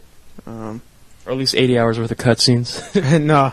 Actually, there was games out there that had a lot more cutscenes in it than Xenosaga. Xenosaga got rigged over all the cutscenes, but Star Ocean had tons more cutscenes in it than Xenosaga did. The only reason that people rag on it so much for the cutscene is when you first start out the game, an hour cutscene, hour and a half or something like that. That's pretty much the only reason, I think. Holy crap! So you almost got to watch but almost like a movie in essence. Star Ocean till the end of time, tons more cutscenes in this game did. Well, let's talk about Xenosaga Episode 1, Der Wille zur Macht. I'm sorry, my German enunciation is horrible. I think it's the Will of the Machine or something like that. I can't remember. But yeah, you said you beat it. Yep. How was it? I liked it. The combat system, it was a typical turn-based combat system, but I liked it. Let's see, I think her name was Cosmos. Had some. She was an android basically that you find out later in the storyline. She actually has all these unique abilities that her creator didn't think was in her, but basically the story is you're watching the development of the android you built as she becomes a super weapon. Nice.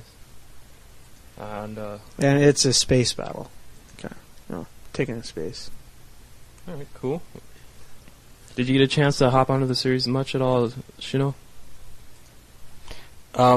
No, I didn't because of of what he just talked about with the cutscenes and stuff. It was one of those things where I played Xenogears a lot, and Xenogears annoyed the crap out of me because there was you would play for 10 minutes and then there'd be a half an hour of cutscene and reading, and then you'd play for another 10 minutes, and I got through the first disc of Xenogears, and I heard Xenosaga was built very similarly, where you'd have cutscenes and then a short bit of gameplay in between, and it just. Was this a direct sequel to Xenogears? No, didn't do it for me. Who's this made by Monolith? Namco brought it out. That was one thing that kind of confused me. Wasn't it made by Monolith? I can't remember who developed it, but yeah, it was one of the thing was the person who originally worked on Xenogears wanted to be such a hit, but Square, Final Fantasy VIII was coming out, and so they wanted to pour all their money into the advertisement or whatever of Final Fantasy VIII instead of Xenogears. And the guy just got totally pissed off and said, "Screw you." So he founded Monolith, and he made Xenosaga. Yep. And Xenogears wasn't supposed to be officially, in the Xenosaga universe, but... So it's not like the unofficial successor? Xenogears is supposed to be like... I think this series was supposed to have 6 parts, and Xenogears was supposed to be part 5 or something like that. Xenosaga 1, 2, 3, 4 were supposed to be like the predecessors to it in the storyline. Oh. Can't exactly remember, but I know the original creator of Xenogears wanted to kind of work it into the Xenosaga story. All right.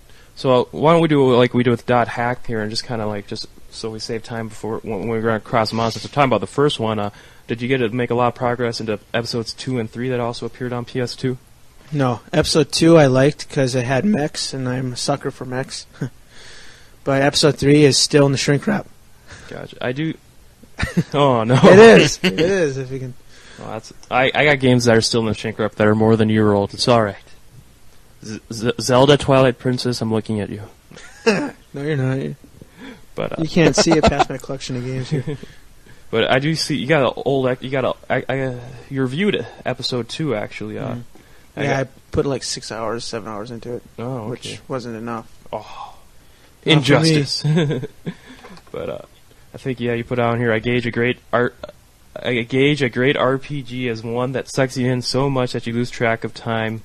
What may seem just a few minutes turns into a few hours, and that is true of a few great RPGs, and Xenosaga 2 is one of them. Yep, I love the mix. Maybe put a little bit more time than you remember. Maybe. But so.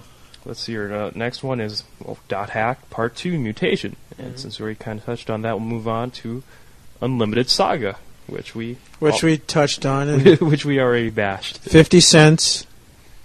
Need I say more? Okay. Or I can get like 60 cents with my Edge card. Yeah, there you go. 55 actually. Get it right. 55, okay. Yeah, 10%. Okay, well, let's keep moving on. Let's do we miss anything that you wanted to touch on there, Shino? Okay. All right. I just want to make sure we're not jumping ahead too fast here. But all right, next one, Ark the Lad Twilight of the Spirits. Yep. All right. You have that one, Chris. Yep. And you're telling me before the show you're trying to see if you could remember anything about the game. I briefly popped this in. What I remember about the game is the combat. The combat is a grid-style tactical RPG, which I love grid-style tactical RPGs. So, but unfortunately, that's all I remember about this game. Well, there's not much else to remember about it. If you're not familiar with the Ark the Lad story from the old PlayStation games, then it's very similar to that, and the game itself is it's a traditional strategy RPG. It's the combat is not much different from the rest of them that are out there. So Final Fantasy Tactics, the original Vandal Hearts, that kind of thing. All right. Well, now let's hear the next one I got here is Disgaea Hour of Darkness. Got it. Yeah. And Gridline tactical RPG. I've talked to people who put a lot of time into that one. You can spend a lot of time in this game. A huge, ungodly. And that's why I purposely avoided this series. You can not only there's a main campaign, but in addition to the campaign, there's I can't remember if this is in the first or second one, but there's what's called an item world. You can actually go inside of a piece of candy and level it up by beating levels inside the piece of candy. I was talking to someone earlier this week about a Disgaea 3, and they said the same thing. Like almost each weapon has its own dungeon you can go into, which sounds absurd. And it's like 100 levels. each item. Wow. It's just ungodly how much you can do in this game. You can be like level, what is the cap, 9,999 or 99,999? Something like that, yeah. And you can do, like, I think on the back of Disgaea 2, they have a screenshot of somebody doing like 4 billion damage to a guy.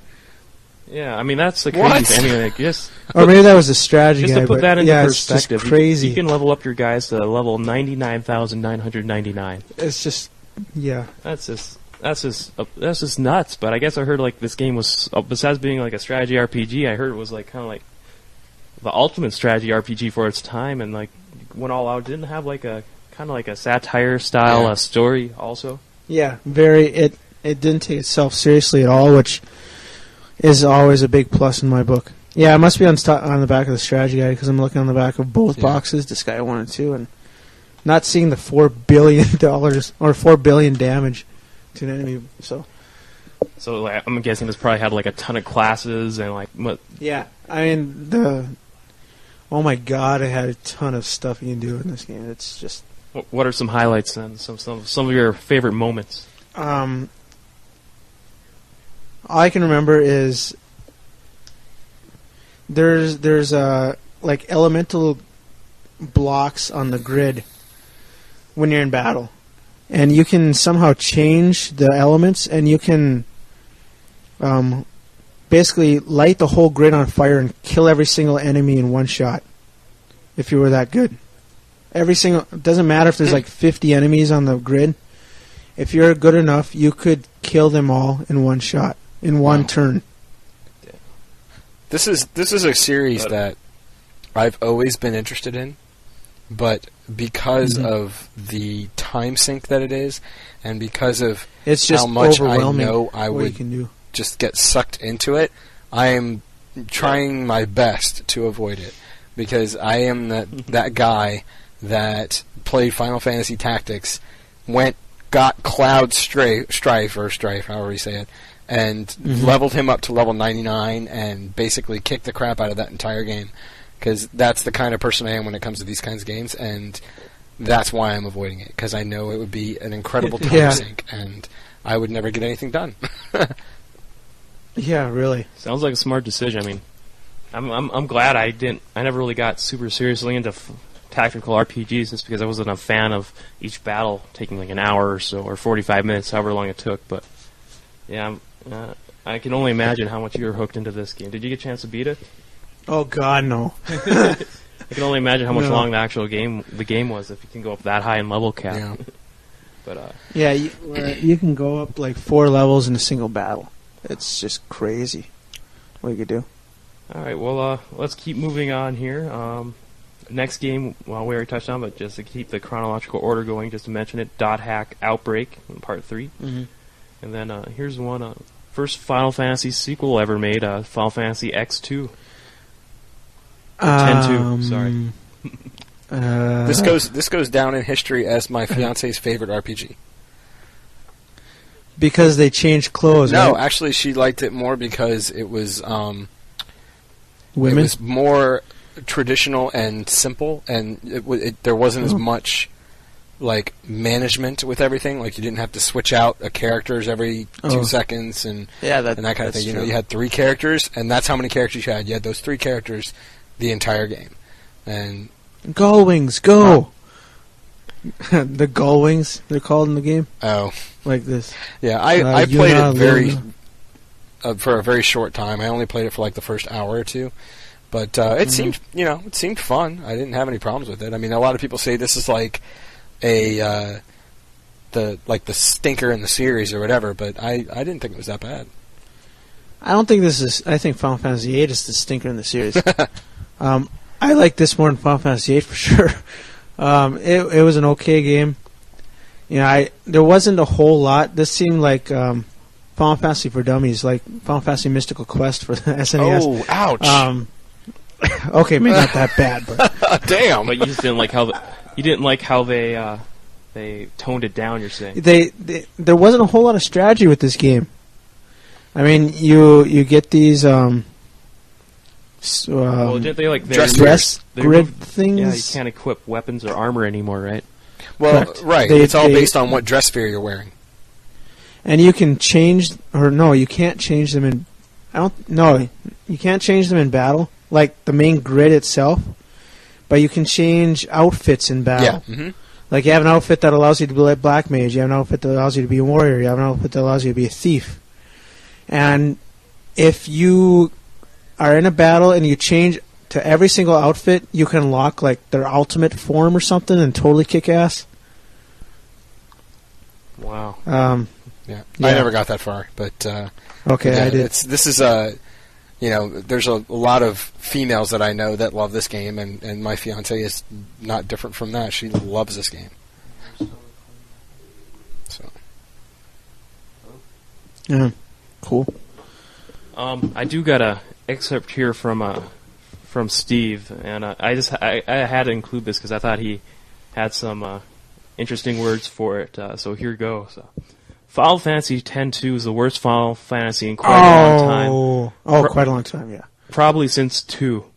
Probably since 8. The gameplay is Or 9, perfectly actually. fine, but the entire feeling of the game has been slaughtered, going from a melodramatic feeling of a linear quest to a happy-go-lucky, non-linear adventure. The mood has completely taken a turn for the worst, and it drove me absolutely insane throughout the game. 4 out of 10. Oh, I don't agree with that. I mean, it's not the gem of the series or the gem of Final Fantasy, but it's since 2. I believe 8 should get the top billing of worst Final Fantasy game since ever. Well, we had that debate on our PS1 Yeah, we installment did. already. But And I think we won because Scott and I both agreed. yeah. And I think there was like a general consensus of hate for it on that one. Yeah. But okay, next one here is kind of touched on this, I guess. Well, I don't. Did you end up reviewing this one too, Chris? The expansion for EverQuest Online for PS2, Frontiers. No. Okay. No. Okay, we'll just move on again. Dot Hack Quarantine Episode 4. Quarantine was next, so we'll skip that. And then I can't remember if this is a multi-platform game, and I think we might have skipped it when I was going back on it. But I just thought I'd throw it in here also. Fallout Brotherhood of Steel. It played a lot like the Snowblind isometric hack and slash dungeon crawlers, but it was in the Fallout universe. But kind of I was watching Fallout retrospective on Game Trailers. They just put an awesome retrospective up, and they kind of said it was a weak spin-off in the series. But I thought it looked kind of cool because I was a fan of those Snowblind games like Dark Alliance and that. But yeah, I was going to ask you, do you guys, because I don't see those on the list. Did you guys cover those? I can't remember if you covered them in the Xbox and GameCube one. Baldur's Gate? Yeah. Baldur's Gate ones, yeah. Yep, we covered those already. Yeah, we did. When we did Xbox and GameCube, we also did multi-platform games. So if they also happen to appear on PS2, we covered them in there. We did like the Dark Alliance games, X-Men Legends, and all. Do you got anything you want to add about this kind of like that line of games as a whole? If you like dungeon crawlers, you should buy them. Yeah. Mm-hmm. Totally, I totally agree. That's pretty much all I should have to say. The Dark Alliance games especially. Yeah. Those are awesome. Yeah. But and that was episode 76. We did that one on. So in case you're interested, you can find that in our archives. But the next one is the next game listed too is actually a game just like that, and it was exclusive to PS2. Champions? Yep, Champions of Norath, Realms of EverQuest, and this one was actually developed by the same people that did Dark Alliance, Snowblind. And it got a sequel. It was done by the team that did the first Dark Alliance, the first Baldur's Gate Dark Alliance, right? Yep, I think it's Snowblind Studios. I'm pretty sure.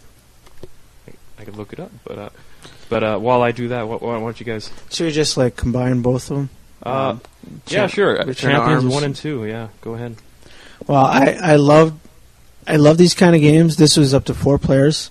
The problem I had with this game was to find 4 dedicated RPG nuts to play, because this is a long game. And yeah, it is. It was a long game. I was surprised. Yeah. It was hard enough to like when I beat Baldur's Gate, I beat it with a buddy that's also an RPG nut. So it wasn't that bad. But with 4 people, when you level up your skills, each person spends like 10 minutes inside the menu system just leveling out. It's like a good time for a pizza or something, because you're going to be there a while not doing anything. I remember that game having some awesome levels. I remember there's that lava level where you got that crazy, not like a warthog, but some kind of machine you're driving over the lava rocks with. And I remember there's one speaking of crazy quests, I remember a quest where you had to find some lost kitten. Yeah.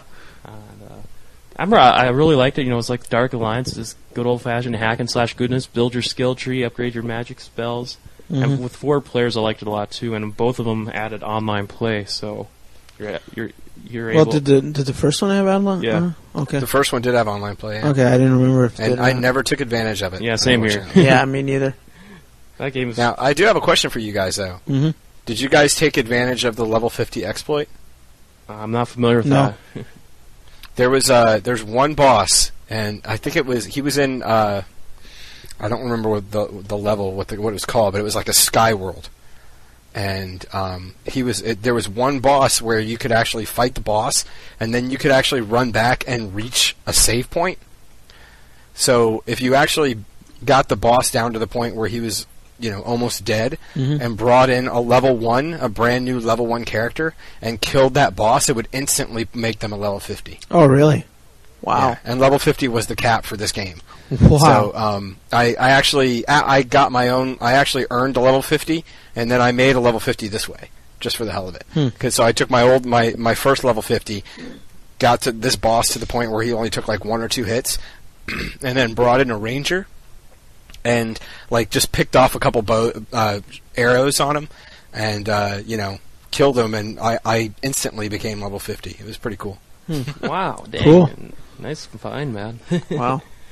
I think the Champions games we're talking about trying to revisit when Scott or other co-hosts, he couldn't make it on, but we usually do kind of like game nights every couple of weekends. Usually it's just Rock Band 2 and just continuing trying to knock out as many tracks, and it's what seems like endless world tours possible. We're trying to think of throwing a new game to add something to the mix, or think of revisiting some of the Champions games. Or maybe Champions 3. Yeah. Or what was the Champions game for the PS3? Oh yeah, they got one. Or one. no, that was a Brotherhood game. It was Untold Legends. Yeah, that was a Brotherhood game. Yeah. That game is horrible. Is it? Okay, maybe not. Yes. I did. It's not Untold Legends. It's like the spiritual successor of the Champions games, because they're similar in the way they play. Yeah. But the games are not nearly as good as the Champions games. I remember. I really wish that they would go back and make the Champions games again, because that's where in my opinion, the dungeon crawler on the console hit its peak with the Champions of Norath series. Yeah. I remember we all got the Brotherhood game for the PSP when it first came out. The very first one. Legends. Yeah. I think it was good for this Brotherhood time. of the Blade? On PSP, we're doing wireless ad hoc play. That was fun because they did some things for the portables, but Yeah. We'll touch on that when we do that. See, the ones on the PSP weren't that bad, and they didn't score well from reviewers, but most dungeon crawlers don't. But the PS3 Untold Legends was crap. Really? Okay. Super unbalanced. Good thing we have the backward compatibility model. Not nearly as good as the others. I was gonna say I picked that one up. It's not cheap using. I thought the ones on PS3 were okay. I remember reading kind of mediocre stuff about it, but I was thinking, well, maybe that's just them thinking the franchise has got too old or something. And I started, never really put serious time into it, but I get that sucks to hear. I remember just for a little bit I played, though, it felt a bit different, not as good as I remembered, though. Well, I played the game for quite a bit, and I know this isn't really the topic, but I played the game the PS3 one for quite a bit, and got to a point where I fought a boss and was doing 0 damage to the boss, pretty much. And it was another one of those situations, I'm kicking everything else's ass, and this boss is, flicking me, and I'm dead. Oh, shit. So, but, I really wish they would go back to the Champions games. And, hey, if you guys ever, start up doing Champions, and you need a 4th, let me know. All right. I'll jump online, and I'll play with you guys. The online servers are still up for that game. I hope they are. It's not a server-based thing. It's a peer-to-peer, Oh, really? I believe, Okay. isn't it? Cool. I can't remember for the life of me. I wonder if it works I never on tried PS3. it, so. But, yeah, we'll have to try it out. I guess one thing about the Champions games I want to throw in there that I thought was weird that they didn't add was you can't jump in those ones. I don't know why. Yeah. Dark Alliance you could. But I don't know. Just one little thing I thought was kind of weird about that game. Can't jump. But, because you're all white men. Yeah. Chris is... Well. No, there's a dark elf. Oh, really? Well, dark elf can't jump. Okay. Dark elf needs food bad. Right. Well, let's move on here. Next one here. First, I don't know if you want to say this was the first MMO to ever, true MMO to be released on a console, but Final Fantasy XI on the PS2 released about half a year after it debuted on the PC. Mm-hmm. And the PS2 version, you had to buy the hard drive that came with it. And yeah, the Sony really, really hyped this hard drive. Then they're like, no, we're going to drop it. Yeah. Everybody's like, you bastards. But the expansions to this day, the new expansions for 11 are still being released on PS2, and you know very limited to run though. The slim PS2 doesn't even support hard drives, so I mean it's a very limited user base. Not very limited, but you know for PS2, a significant chunk can only play it. But you play both versions. You can use your account on both games, right? And it's yes. And even the 360 one also. The PS2, the PC, and the 360 versions all share the same server. All share the same servers. Which is kind of remarkable when you think about it. It's the only game that shares the same user base off different platforms. Mm-hmm. Well, it's the only game that shares the same user base with different console platforms. Yeah, that's what I meant, yeah. Yeah, because until just recently when Microsoft released their games for Windows that can be played with 360 people. But now, Chris, and Age of Conan. So, I know you got hooked into Final Fantasy XI big time. And I've been playing it for about 6 years, up until like a year and a half ago. Yep. Really? Well, I don't know, 4 or 5, whatever. Basically since the American launch, a few months after American launch. And well, you said it was Lord of the Rings that finally got you unaddicted. Mm-hmm. And I think you're so addicted to this game that it was... I remember some weekends that I'd call him like, "Hey Chris, let's hang out." And you're like, "I promised this guy to help him get to level 70 over the weekend." What? Yeah. It's my COP night, man. I can't. Maybe I should have known you when I was trying to do my multi-class quest. Now, did you guys think 11? Did you play 11 also? I played 11 on PC, and I got to level 21 and stopped. Because the multi-class quest that you can start doing at like level 18, I started trying to look for the items at level 16, and at 21 I still didn't have all I can get the... And by the time I got to those that all point, in like an hour for people. People don't want to party with you that are doing the quest because you're killing the experience, and the other people already have finished the quest and they don't want to help you. So I used to like just hang around and help everybody with that quest. It was fun to get. So I would be out there with my samurai just one-shotting everything. Now, did you think this was like... I always thought it was weird that I thought this would be like a spin-off that they'd give the Final Fantasy. Like, I didn't think they'd actually make it an official numbered installment. Yeah, me too. They shouldn't have made it a numbered installment. I don't think it should have been a numbered installment. It should have just been called Final Fantasy Online. Yeah. That's what they should have done. Did you think it was worthy of being like an official entry of the series, or was it kind of like its own good, unique beast? Not worthy of being an official entry. But it was good enough to hold your attention for like 5 or 6 years. Yeah, but I never thought this should be an official entry in the series. I thought any official entry in the series should be all offline. For those people that won't ever buy this game but, want to have all the Final Fantasy games or all the official entries into the Final Fantasy series. Well, if they want now, they can go out. I can see it. They got like the collection, all the game, and all the expansions. So you can get it for like $20 now. Yeah, but what's the use? You can't even play without an account, and that's like $15 a month at the least. I remember when the 360 version had a beta. Yep. It took like I think a 2 to 3 hour installation process on the 360. It's kind of ridiculous. That's the same with the PC. Yep. But all right, unless you guys don't have anything else to say about that one, I think we're ready to move on. Lepicel Tactics. Got it. Loved it. This is another one kind of like the... This was a lot like... Wasn't this the same people that did Disgaea? Yep. It was like but another strategy one, right? Yep. Not as in-depth as Disgaea. I mean, you can't go into like items and level them up and stuff. I don't believe you could. Who knows?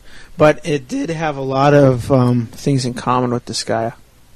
Like the battle systems were kind of similar. I remember you can throw enemies on top of each other, and those enemies will kind of like evolve into one stronger enemy, and you could beat that, and you can get more XP for it. Damn. Alright, so... But there's not a whole lot of I remember about that game. You remember just being pretty good overall? Or Yeah, it was pretty good overall. Not one of the weaker strategy RPGs? Yep. Okay. So, next one on the list here, Star Ocean Till the End of Time. I remember when this game first came out, they called it Star Ocean Till the End of Bugs, because this game is horribly buggy. Oh, crap. I played it for a couple hours. I threw it in a few weeks ago, and I don't remember running across any bugs, but like I said, only a couple hours in, but I like the real-time battles. You know, I'm a real-time battle nut for RPGs, and I had to do the tutorials for the battles in a few of the first ones, and I like how the battles worked, and I kind of like the story. But I mean, actually, the voice acting was horrible. Yeah, yeah, it was. But I kind of expected that. But I remember this is like the story was like this is crazy. Like you start off training, and I'm just like, okay, where's the cutscene coming up for when the world's about to end, and you're getting this evil alien invasion, and sure enough, there it happens. And gosh, I wish I had more to say about the game, but I don't like because I only had a couple hours in. But I liked what I played so far. It looked real promising, and looked like it scored well. But I think this game, as far as what you hate, like the cutscenes, this game is like maybe a 1-to-5 ratio gameplay to cutscenes. It's. All right. I think this beats way too much for me to get into it. I'll tell you. Oh wow, damn. I do remember the characters took forever to talk. I remember there was one where there's one cutscene where they're like, "Hurry, we need to get out of here. The building's to collapse." And then they spend like half an hour discussing it. They spend about 2 to 3 whole minutes talking about how they should get out of the building and how everything's about to come apart. And I was like, this is bordering on insane. Well, one of the things I say this game is like a 1-to-5 ratio is when you're running around in hallways trying to look for stuff, you know, going between cutscenes, I count that as, you know, like cutscene time. So this game is like unreal for that. You run around the hallways. Like, there's way more running around doing who knows what crap than battling.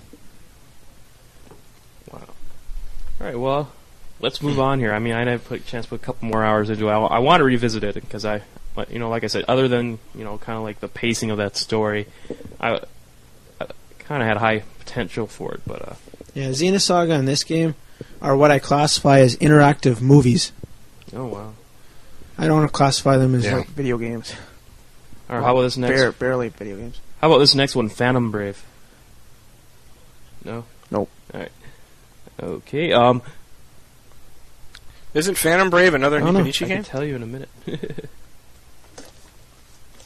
Yeah, I'm pretty sure it is. It was one of the 3 besides, you know, that wasn't a numbered Disgaea game. Up here right now. Yep, Nipponichi in 04 there. It looks like it scored well on Metacritic. Yep. So, Chris, you like strategy RPGs? You got to add that to your collection, man. Yeah, but it's a Nipponichi, which means it'll be rare. I remember Disgaea 1. Some guy traded in at GameStop. It was going for like $80 used. Yeah. Whoa. Yeah. That's how about this next one? Kind of like I think we mentioned before on the PS1, how the Mega Man Legends games are kind of like hybrids, like trying to bring like RPG spin on the Mega Man series. Mega Man X Command Mission was I think was like the follow-up to those.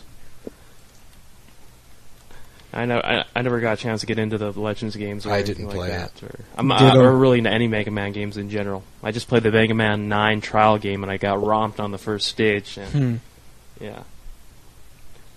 But nope, haven't played it. Yep. Hey, real quick. Hey, Chris. Really? Phantom Brave, EB Games, $10. Wait, Chris, why are you running out the door? Come back! Come back! There you go.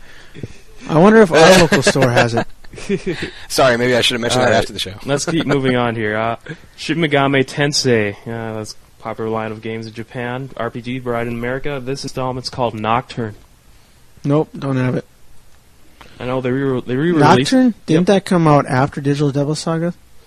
I didn't run into Digital Devil Saga yet. It must be a little later on down the list here. But Nocturne, I remember that was a popular one. Or it was hard to find for a while. And then Atlas I think it was Atlas, re-released it just last year for $40. Oh, the okay, low price of $40. Maybe that was what I was thinking then. Not re-released, but it's pretty much did like a second printing. Or like whatever. a greatest hits thing. Yeah. But I never played, but like I remember from reading up on it at the time that it was held in high regard. You know, the Shin Megami Tensei games with Persona and all of them, as we'll touch on later. This next game here, did you play the follow-up, Shino Shadow Hearts Covenant? I didn't. And this one is supposed to be much, much better than the first one too, and I just never got around to playing it. Nice. So, it's on my backlog list, along with like same here 100 other games. You can't be a gamer if you have a zillion long backlog. I mean, yeah, it's just not right. All right, next one I think we kind of wrapped it up when we were the first expansion for Final Fantasy XI, Chains of Promethea. Yeah, pass it. So we kind of talked about the 11 series as a whole there, so I think we're ready to move on. They made like 3 expansions, so let's just skip them all. Okay. Growlancer Generations. No. I have this, and I'm not sure if you guys are familiar with the Growlancer games, but they're strategy RPGs, and they're pretty traditional. They're 2D. The sprites were for this game were not exactly up to par, and it should be mentioned that when Growlancer Generations came out, the games that were inside this package were like 3 and 4 years old. So they had been out in Japan long before, and Working Designs pushed and pushed and pushed to get them out. And the original thought was to get 2 different games out, and Sony forced them to put it together into one package. So they had to do that and push it out there. And the first Growlancer that we ever got was one that was 4 years old. And it didn't really measure up well. So I don't think it was. It did pretty well with critics because of the fact that the story is pretty good, and while the acting isn't the voice acting isn't fantastic, it's on par with other Working Design stuff, which is decent enough. But it's traditional strategy RPG. There's better ones out like the there. last Working Designs game they released. I think they tried to get Geomon out next, but Sony put the Goemon. Goemon. Yeah, they were trying to get Goemon out, and they got it. They finished it and gave it to Sony for certification, and Sony said no because it was 2D, and they said we don't want any more 2D. We're looking for 3D. That's the big thing, and Working Designs pretty much got pissed off and said that's it. And what? No, not Working Design. Huh? Oh. I know. And the next 2D, like 2 years later, Odin Sphere comes out, and it's I don't know. I really wish that Goemon would have come out, and partially because Working Designs would probably still be around. It's disappointing to hear how things turned out. Yeah. But it was it was a cool package. If you could actually get your hands on the package, it's probably expensive, but it came with like trying to remember what it came with. It came with like there were 3 games in the package, and it came with like like a watch, and they had like 4 or 5 different watches, and it depending on which one you got packaged with, and just a bunch of stuff, and like they did with the Arc the Lad collection for the PS1 and Lunar. They had the Omake boxes, which had like all this extra stuff. So the package itself was really cool. Awesome.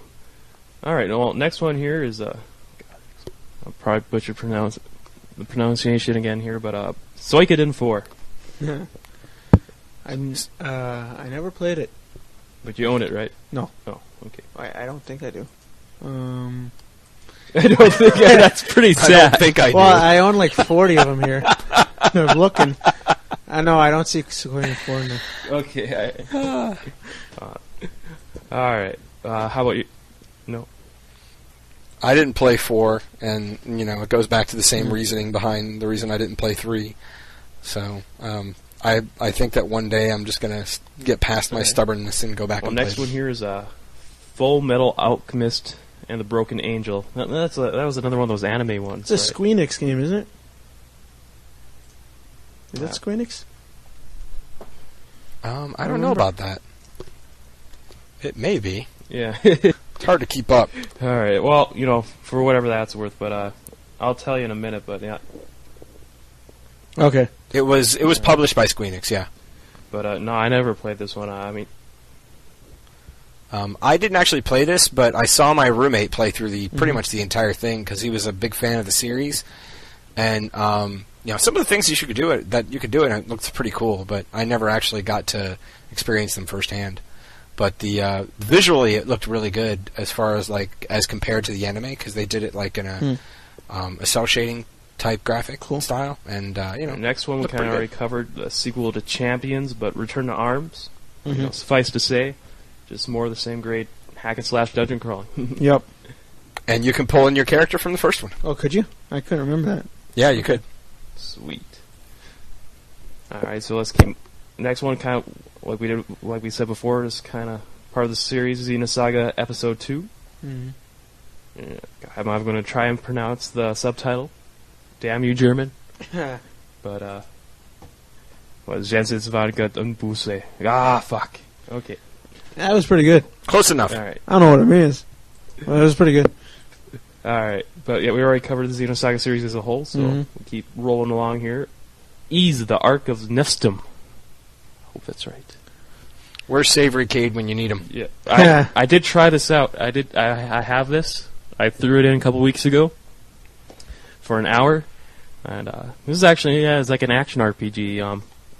There's this crazy cutscene on it. Savory actually helped me. He gave me a code there's a code you entered to unlock the original Japanese opening cinema, and that was pretty cool, anime style cinema. And your character kind of starts off washed up on this island and kind of piecing together his memories. And I remember going out of the field. You can run out of the first field in the game, running your first guys leveling up, and I remember I got up to level 2 right away, and it just seemed like I was wandering that far out into the world, and the enemies were starting to do this crazy amount of damage on me, ridiculous amount of damage. It didn't seem like I was that far out in the main town. I don't know, maybe I took a wrong turn on the road, or I'm not familiar with how the Ys games work, but I just died right away, and I kept dying. I'm like, oh, I'm doing something wrong. I don't know what it is, or I just suck at the game. You're dying too much. That's what you're doing wrong. Yeah, or I should have. Maybe I just should have stayed on the first couple of screens outside the game there. But I don't know. Eventually, I will go back and give it more time. But yeah, I'm sure Savory has more glowing things to say about it than I can, because I remember him telling me that he really liked this installment. And they actually have it out for PSP also, but I hear the loading is horrible for that version. Yeah, it doesn't surprise me. Moving on here, we got Shining Tears. Have not played it. 9. Okay. Shin Megami Tensei Digital Devil Saga. There you go, Yep, Chris. alright. Should we do 1 and 2? Or, I don't know, maybe. Sure, one. Alright. I actually, when we were first preparing to do the RPG show, I popped this in and tried it, and I'm like, holy crap, this is good. So I just played it for a couple more hours and started playing Fable 2. But it was a good series, I only played the first one. I didn't want to play the second one because I wanted to finish the first one first. Of course. But the story was weird. They were on a battlefield. They're going against, I don't know, some human enemy. All of a sudden, they get infected with something, like a demon or something. They start eating their enemy. And it's just, I have no idea what's going on here. Yeah, you devour your enemies after you beat them. And it gave you a little hit point increase or restored a little bit more health. It might give you some, additional strength or something. Kind of like a alternate form of experience in the game. I remember watching you play, and I tried out a couple battles too, but I remember the battle. Your characters morph into these weird demons. Yeah, there's a thing in the battle. You can do an auto battle by holding triangle. So I just hold triangle. They do the melee battling for me. And then get in another battle, hold down triangle. Leveling up is really easy. Yeah, literally every battle, if you did that, every battle lasted about 10 seconds. Yeah, it did. And it was cool. For the first game, for when it came out, I gotta say, the graphics look just phenomenal on the PS2. I was surprised with what they pulled off. Yeah. So I don't know if 2 is the same way. I'm hoping so. And I'll eventually get back to 1, but right now there's so many games to play. So many great new games coming out. So that's one that's definitely going in my backlog. Definitely going into my to-do backlog. You know, not my normal backlog that I'll never get around to. Okay, so Stella Deuce, The Gate of Eternity. Never heard of it. Wow. Stella Deuce? Yeah. That sounds like you're taking a number 2 somewhere. Oh, God. A really big one. All right. I'm going to take a Stella Deuce. No, this may have been a multi-platform one. We may have mentioned it, but I'll just mention it again, even though I don't want to. Fucking Digimon World 4. There you go. Okay, let's go on. Yeah. Okay, Arc Vlad, End of Darkness. I actually reviewed this one. I remember. I didn't like this one. No, Yeah. I thought it was okay, but I just remember being... I never played any of the Arc Vlad games before, so maybe I didn't know how the games work, but I remember I had a couple problems with it. And I remember one was that you couldn't level up your characters at all. Your attributes can be upgraded later on, but it doesn't feel like your character's improving. And kind of like the random tasks you choose don't advance a plot. Instead, you just gotta go meandering throughout the towns, hoping you pick the right NPC to talk to. And I don't know, those two factors didn't really make the game for me. There was an online quotient to the game, or online part of the game where you had it wasn't like you played the main game online. You had a co-op through. You could either do like versus battles or do like these special dungeons where you could team up and go through them online. And that was cool. I actually thought that was kind of fun, but overall, I just wasn't too impressed with the game. All right. Next one here is Coliseum Road to Freedom. Never heard of it. Sounds like a Gladius type game. Yeah. Then here's one. I got this down as a sequel to Magic Pendulum, which I guess wasn't listed on here earlier, but Graffiti Kingdom. I don't know if you remember H-Tech. They did like these crazy kind of like Okami maybe like style graphics where you had these weird crayons, and Color Quest may have been another one it was called, but it's kind of like a weird kiddie RPG. I never played them. I remember reading up on them at the time. They seemed like fascinating kind of RPGs with all about just kind of very different aesthetic, very artsy style looking. I'll leave it at that. I don't know. Did you get a chance to try the series out that much at all, Shino? No, I haven't even heard of it. We're getting into some obscure ones on here that I haven't even heard of. Yeah, there's like back alley Japanese RPGs here. Here's another one for you. Altair Iris. Atelier Iris. One. There released 3 of them. 1, 2, and 3. Well, duh. What else were they called? So go for it, Chris. Did you try the first one? Well, remember I did try the first one in preparation for our RPG special, but I tried it on the PS3, and the PS3 doesn't exactly render it quite well, so I couldn't even see what I'm doing. So that would be a no. Well, from what I understand of this series, I didn't actually play it, but wasn't this series wasn't a lot of the game based on like item creation and stuff like that? One of my friends, he works at GameStop. He absolutely loves this series, and the PS3 version when I played on the PS3, it didn't glitch out right away. So what I played on the PS3, I was actually having a pretty good time. Because there's 3 of them, right? Yeah. I only have the first 2. I remember looking at a few of them in at the store, just looking around at games, and picking up the box for all of them and saying, "Man, these games look really pretty." The art is really cool. I liked the style, and it was one of those things. It was like, this game looks really interesting, but I have way too much other shit to play. Yeah, it's another Nipponichi. Okay, so how about this next one? Makai Kingdom Chronicles of the Sacred Tome. Dude, what? How about this one, I would agree with that. I've never heard of this one either. Yeah. I remember hearing about this one at the time. I think this one might have been a little more known. Radiata Stories. I've heard of. Yeah. And it's another one of those that I picked up and held in my hand and said, "Man, this looks good," and I just never got into buying it. So, well, for me, it's kind of like, man, this is good. I'm going to buy it, and then I'm going to store it on my shelf and never even open it. That's what I do.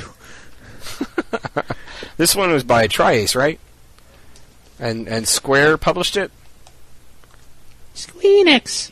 I could tell you in a second. Yeah, I'm pretty sure that's what it was, and that's even I sound like I'm hard on Square, and I don't mean to be, but whenever there's a Square game, I pick it up and look at it, and I'm interested in seeing what it is, and this was one of those games that looked very interesting to me, and I just never got around to getting it. Yeah, you're all right. It is Tri-Ace and Square there, so. Good job. You want a cookie? All right. Yeah. What kind of cookie is it? You like macadamia? No, I like peanut butter. Oh, too bad you get macadamia. But I'm allergic to nuts. I'll eat it for you. Okay, Dragon Quest VIII. Yes! I have it. I have it. I think everybody has it. I have it. Yeah, I have it too. Yeah, he does. I'm looking at his. You sound real excited there, Shino. Oh, no, I just love the Dragon Quest series. Ever since the very beginning, I've played the first 3 Dragon Quests, and I played. I'm trying. I need to get my hands on Part 4 for the DS, and I've played both 7 and 8. And I love the fact that they stick to their guns every time, and it's a very traditional style Japanese RPG. It's all about. It's all about story, and they do a good job of keeping it humorous and making it interesting. And it's one of it's if you like traditional Japanese RPGs, it's a must-have for anybody who's into those games. Mm-hmm. One thing it was kind of a good marketing thing for Square. But one thing that's sad about this game is the reason that a lot of people bought it was because it has a Final Fantasy XII demo. Yeah. Yeah. Same thing with Tabal number 1 for the PS1 had the Final Fantasy VII packet. That's the only reason that game sold, I swear. And it's such a shame, too, because the Tobal series was fantastic. I didn't like that at all. Did you play Part 2 that was only released in Japan? No, I only played the first one. Yeah, Part 2 is significantly better, and it's probably still, in my opinion, the best fighting game on the PS1. Well, for Dragon Quest VIII, I know Steve had a couple. He reviewed it, and I got a couple excerpts from him here, and he gave it a perfect score. He loved the game too. He was real high on it. He put he kind of put that the storyline is simple and effective. The music and graphics are top notch, and easily some of the best that PS2 has ever seen. It's easy to figure out how to battle, and most importantly, the game's just completely simple and harmless fun. What more can an RPG fan ask for? Yeah, I think what turned this game off for most people was Dragon Ball Z. Yeah, it was the same artist that did all the Dragon Ball Z stuff, and I think that's one of the things that really turned a lot of people off, and it's a shame. Yeah, well, I mean, that's my fiance absolutely hates Dragon Ball Z with a passion. So it's like as soon as I pick up a Dragon Quest game, she's like, don't play that while I'm around. It's a shame too, because the game is really fun. All right, well, I think we're ready to move on here. Suikoden Tactics. I got it. Haven't played it. It has the word I remember tactics. this theme from the PS1 episode. Yeah, too. but Matt said it. I didn't. It wasn't that common though. Here, hold on. I have it. I haven't played it. There's your soundbite. I do have a soundbite in it. I may insert it, but but oh wow, it's gonna be kind of rare. I think that's like, I think that's the last game I'll say that on. Magna Carta: Tears of Blood. I have it. I have played it, and it sucks. Yes, the battle system is. Oh my god, it's whacked. That's what it is. It is whacked. It's gimmicky. But it's cool when you start, but then you're like, oh my god, I have to hit the right button combinations, or else I don't even freaking attack. Well, more than that for me, I didn't mind that as much. It was more the fact that you have, X number of people in your party. I can't remember if it was 3 or 4, but it was there. And you controlled one of them. All right, fine. Yep. Lots of games do that, Many people in your party, I get to control one. but the other ones stand there and masturbate the rest of the time while you're attacking. They don't do shit. There's no AI control, and they just sit there. And I don't know if it's that way through the whole game, but I know for the first 3 or 4 hours it was that way, and that was enough for me to say I don't want to play this anymore. Then another weird thing about this game is when I first started, I got this game to review, so I got a review copy with no box or instructions or anything. And I honestly thought the main character was female. Yeah, that's totally looks female. Interesting that way. But I'm looking through the story, they're talking about the main character being a dude. I'm like, where? Because he's totally, he's wearing a suggestive outfit, and that's just. I got down here from a quote from your review, Chris, that you said that you thought the battle system was frustrating and it was had some needlessly complicated game mechanics. But what was cool about the battle system is if you get it down, you can do a 40-hit combo. Yeah, and they're really pretty too. But but only one person at a time can do them. If you can spend the 5 minutes inputting the commands, right? Yeah. So and then I also got out here that there was a ton of load times. There were load times in the battle. Yeah. But after battles and in areas between, I remember between, but I can't remember a whole lot about that game. A lot of 10 to 20 second load times. Well, that's what you said in your review. But I had a review copy, so who knows if it's actually stamped the same way that the final versions were. I'm pretty sure I had pretty long load times too. The one thing that made us buy this game, and I say us because it was my fiance that got me to buy it. Mm-hmm. It's the art was beautiful. Yeah, it was. Granted, they had this weird confusion between male and female, but the actual art itself was awesome. Mm-hmm. Gotcha. So I take it, Chris, you don't sound as high on this game as you once were, maybe? Well, when I first got this game, it's an Atlas RPG, and I love Atlas RPGs. So take it you disagree with your old score of 8.5 out of 10? Yeah, I would disagree with it. Okay. Some games just don't stand the test of time. 8.5? That one. Did you play the game? Sorry. That's when I thought the main character was a sexy chick. Oh, shit. So he's dropping the score out of vengeance. Yeah, there you go. We're making me question myself. Oh, shit. No, I can't. Okay, Wild Arms Ultra Code F. Oh! That's the one you already said you hated. We already talked about it. Okay, go on. Wild Arms 4 came out just a couple months later. Never played it. Nope. Never bought it after Wild Arms Ultra Code F because they're like... Now here's another one, Chris. We had some backwards compatibility issues on your PS3, Tales of Legendia. Yep. The graphics got all real crazy and all. We're able to play some, but... not a whole lot. Yeah. Whoops. It was fine starting off, and then the screen just will go green for 5 minutes and then work again. So I really can't say too much about it, but... Alright. Same. So... Which is a shame, because I like the Tales series.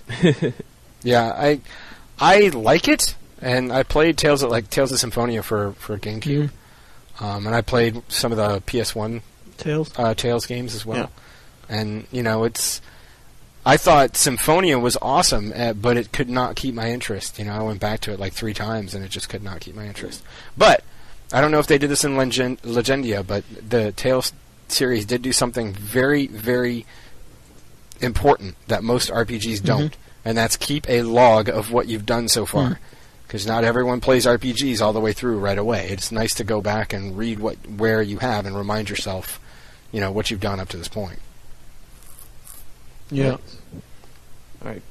Here's one I think you guys are both looking forward to when we were talking about earlier, Grandia 3. Yep. I was looking forward to this game so much that I bought it at Grandia Extreme and became really disappointed, but even though my disappointment was en masse, I still held up great hope for Grandia 3. And that hope paid off when, Grandia 3 just frickin' rocks. Yeah, I actually did not play it. Now I think you told me too. Like this is like, I remember for the times. This is just about 2.5 years ago. You said it was. I specifically remember you telling me this, that it had the best battle engine ever for an RPG. Yep, Grandia is awesome. The battle system is just. What made the battle system so special? It's a mixture between real time and what Square's word for is active time. Turn-based. Wasn't it like autonomous or something like that? No, you can control everybody. Locks up the enemies. But it was kind of. It was so amazing you're at a loss for words. Yeah, that's it. Let's just go with that one. you should try this game. I recommend this game. If you like Grandia 2, I highly recommend this game. It's still not as good as Grandia 2, but it's up there. All right, cool. So plugging away here. Okay, another Harvest Moon game, A Wonderful Life, Special Edition. It was a port of the GameCube version released a couple years ago, or years prior. Next up, we got MS Saga, A New Dawn. And, hey, look, here's another Shadow Hearts game. Shadow Hearts from the New World. Yeah, I missed that one, too. I skipped it. Okay. Gotcha. And then, well, I think you guys probably both played this one, if you like the first one a lot. Kingdom Hearts 2? Nope, I actually haven't. Oh, it's in the back. Really? I never beat the first one. I mentioned before I haven't, and I mentioned why I remember. I will. I was really excited. What got me really excited about this game was the fact that they added a Tron level. Oh, sweet! That's all I need to hear. I need to play this game, and I just haven't yet because I haven't bought it. I think there was like a Pirates of the Caribbean. But they're bringing out the special edition soon, right? That's going to have the. Well, they just had the Chain of Memories remake or was it a remake or a sequel from the GBA version? It was the Chain of Memories remake. PS2, yeah. That was. I think I thought that was included with Kingdom Hearts, like a special edition of Kingdom Hearts 2. That might have been in Japan. Yeah, they get all the good crap. There's like a Pirates of the Caribbean level. I thought that would actually look cool because Pirates of the Caribbean was. I'm not a big Disney guy, but Pirates of the Caribbean I did like a lot. And I think. Yeah, there was a Pirates of the Caribbean level as well. And, for me, it was all about Tron. Tron.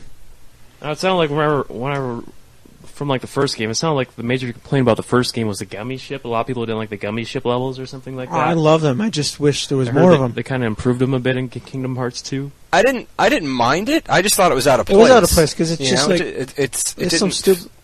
I don't know. It just felt like it was something that they just threw in there. It's like I spent hours building the ultimate gummy ship for like a minute of flight time between levels. Why? Why, Squeenix? Why? All right, so let's pimp my gummy ship. Hey, here's another Suikoden game, Suikoden 5. Now, I heard that this actually went back to a battle system that was more similar to the first two games. So this one's been on my radar. I just haven't gotten around to buying it yet. Gotcha. All right, Metal Saga is the next one. I actually played this one. This is one of those ones I got. Usually, this is back when I really stayed away from most RPGs. I mean, I'll still play them from now on time and again, but I think I've probably only beaten probably about 2 or 3 RPGs in my entire life, and that includes like dungeon crawlers. But Metal Saga, I guess you could say I did beat Metal Saga, but I don't really consider a true ending. Metal Saga was like one of those weird games. It took place in a far future, post-apocalyptic world, and you control pretty much a tank as like.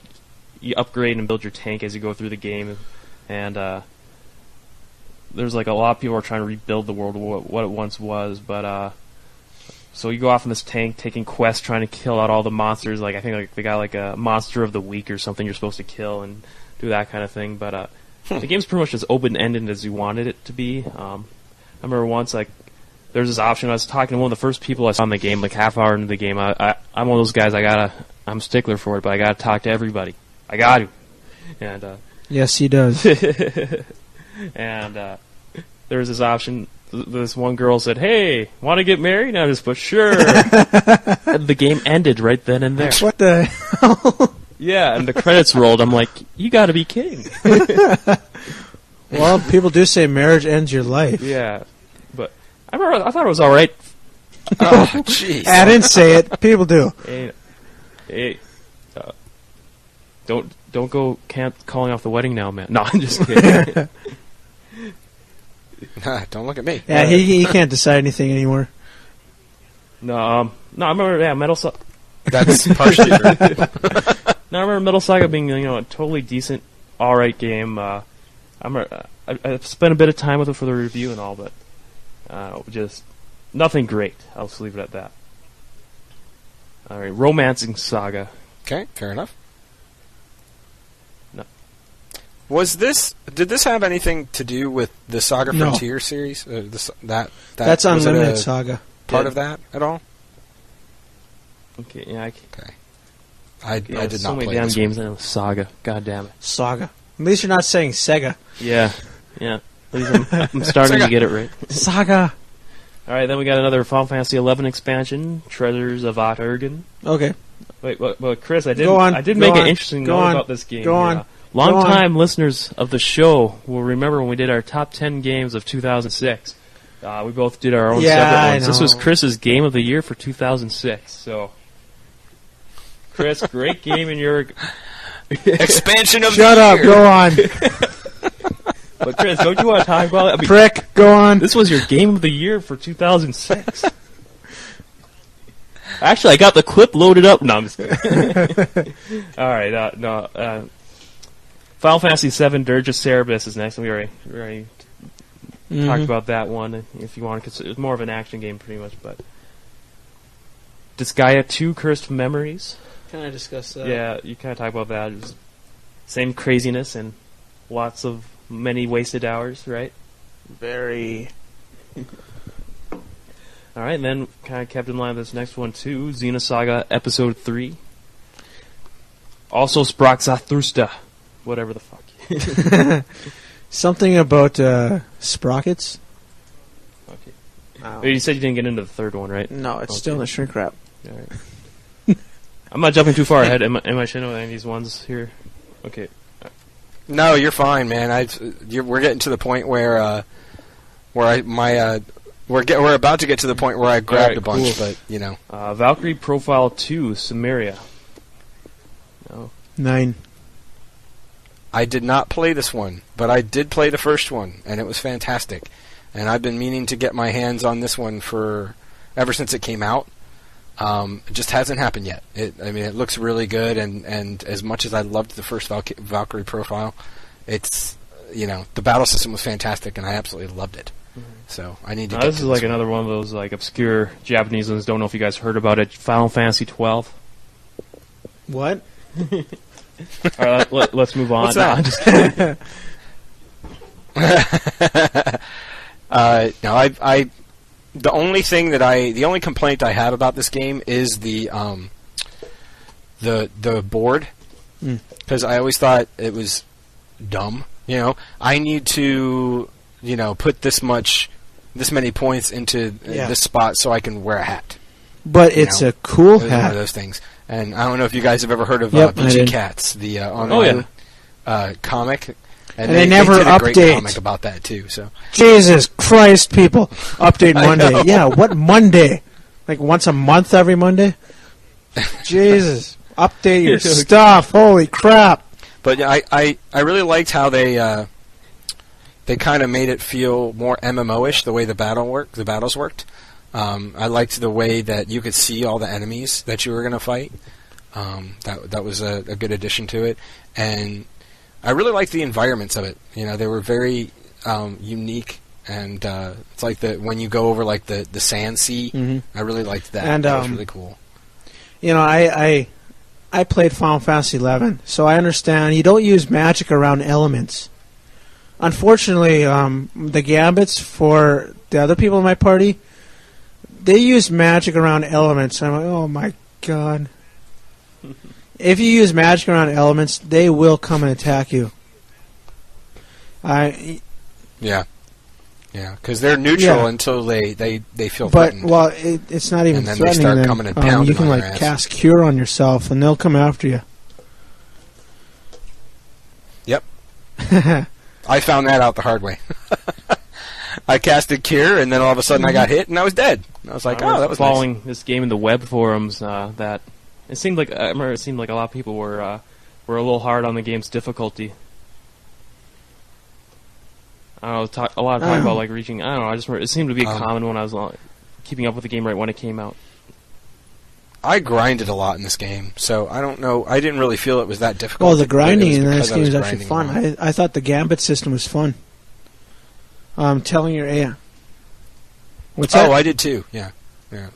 As I said, it was just the license board that got on my nerves. That was the only thing that I didn't like about this. This is like the first Final Fantasy game to really stray away from the traditional turn-based fighting. Well, besides 11, but it kind of implemented. Didn't it implement kind of like some of like a MMO style battling kind of? Kind of. They kind of emulated 11 in this. Yeah. Yeah, and you can, you can tell your party members to do stuff. It's just, you could pause anywhere during a battle and give them commands. So. Yeah, I loved placing all the gambits on the other people in the party, and then just like there was this single area on a ship where you can just stand in a zone and like. Waves upon waves of enemies will just come at you, and because I had the gambit set up right, I can just leave the controller there, and they'll take care of it, and I'll gain like a couple levels that way. Nice. Yeah, the gambit system reminds me a lot of the macro system from Phantasy Star 4 way back on the Genesis. A lot of similarities where you can actually, pretty much program what you want your characters to do, and it was good to see that kind of addition come back. So overall, how would you like hold Final Fantasy 12 of like all the numbered entries? How would you guys kind of rank it? I would put in. It's definitely the best one since 6. I would say. Maybe. Depending on how much you liked 7. Of the official at least numbered as good as 7. games, top 3. All right, cool. So, you guys got anything else you want to say about it? I'm ready to move on. I realized I kind of jumped over one game here, Tales of the Abyss. I actually didn't buy that game. But it's a Tales game that I missed. Me too. Again. Awesome. All right, Phantasy Star Universe. Now, there's a few people on VG Evo that are still actively kind of playing this game. They got a thread for it, I noticed. Like, they just... yeah, we haven't played it in a while. I actually canceled my account recently, just because there's not many other people playing it. But I think a lot of people missed this game, or were just pissed off at how different it was from Phantasy Star Online. And it's a shame that Sega decided to push it out when they did, because they pushed it out there and the online wasn't fleshed out nearly enough, and the story mode was subpar. When you think about how good the last game to have a real story in a Phantasy Star game was 4, and that game was incredible. I mean, it's on my top 5 of all time. And Phantasy Star Universe was the first one to actually have a story mode, and the story was not really that compelling at all. So most people are going to want to buy it for the online. It was separate, and right? The online is when it first came out was like 3 missions, and that was it. If you go back and play it now, though, I mean, there's a ton of shit to do now. And there's all kinds of cool weapons and all this other stuff. There's lots of loot. But the problem is that it's too little, too late. They if they would have released it with what it has now, then a lot more people would have played it, and a lot more people would still be playing it. That sucks. I did pick up this game on 360. Now, if I remember, I think that the 360, PS3 kind of have separate servers, or PS3 and 360 and PC and PS2 have separate servers, right? Yep. Well, 360 is separate from PC and PS2. PC and PS2 play together. Yeah, I ran across. I don't know if Amazon had one of those glitches where they'd randomly misprice a game, or if it was like one of those Blue Light Special equivalents. But the game was $10 one day. I ordered it from Amazon, and I was planning on just doing the single player. I didn't want to do the monthly fee or anything, but Yeah, it's like with you guys, it's in the backlog. But as a single player, it sounds like not even really worth it. It's fun, and I love the combat. Because there's when you play PSU, one of the biggest differences between PSU and PSO is the combat. You have every weapon has its own set of photon arts, and you can attach a photon art to the weapon, and it's basically a special attack. So you can combo together your photon arts into your regular attacks, and it makes the combat really fun. I would say if you like dungeon crawlers and you like action RPGs, that it is worth playing. But it's not, the story is not going to grab you like I would hope a Phantasy Star game would. It's the story's interesting, but it's not great. It's kind of average. Gotcha. All right, well said. Let's move on. Rogue Galaxy. Now, I believe we already touched on this before. Is there anything else you want to add on it, Shino? Yes, there is. Best RPG on PS2. We can move on now. Okay, nice.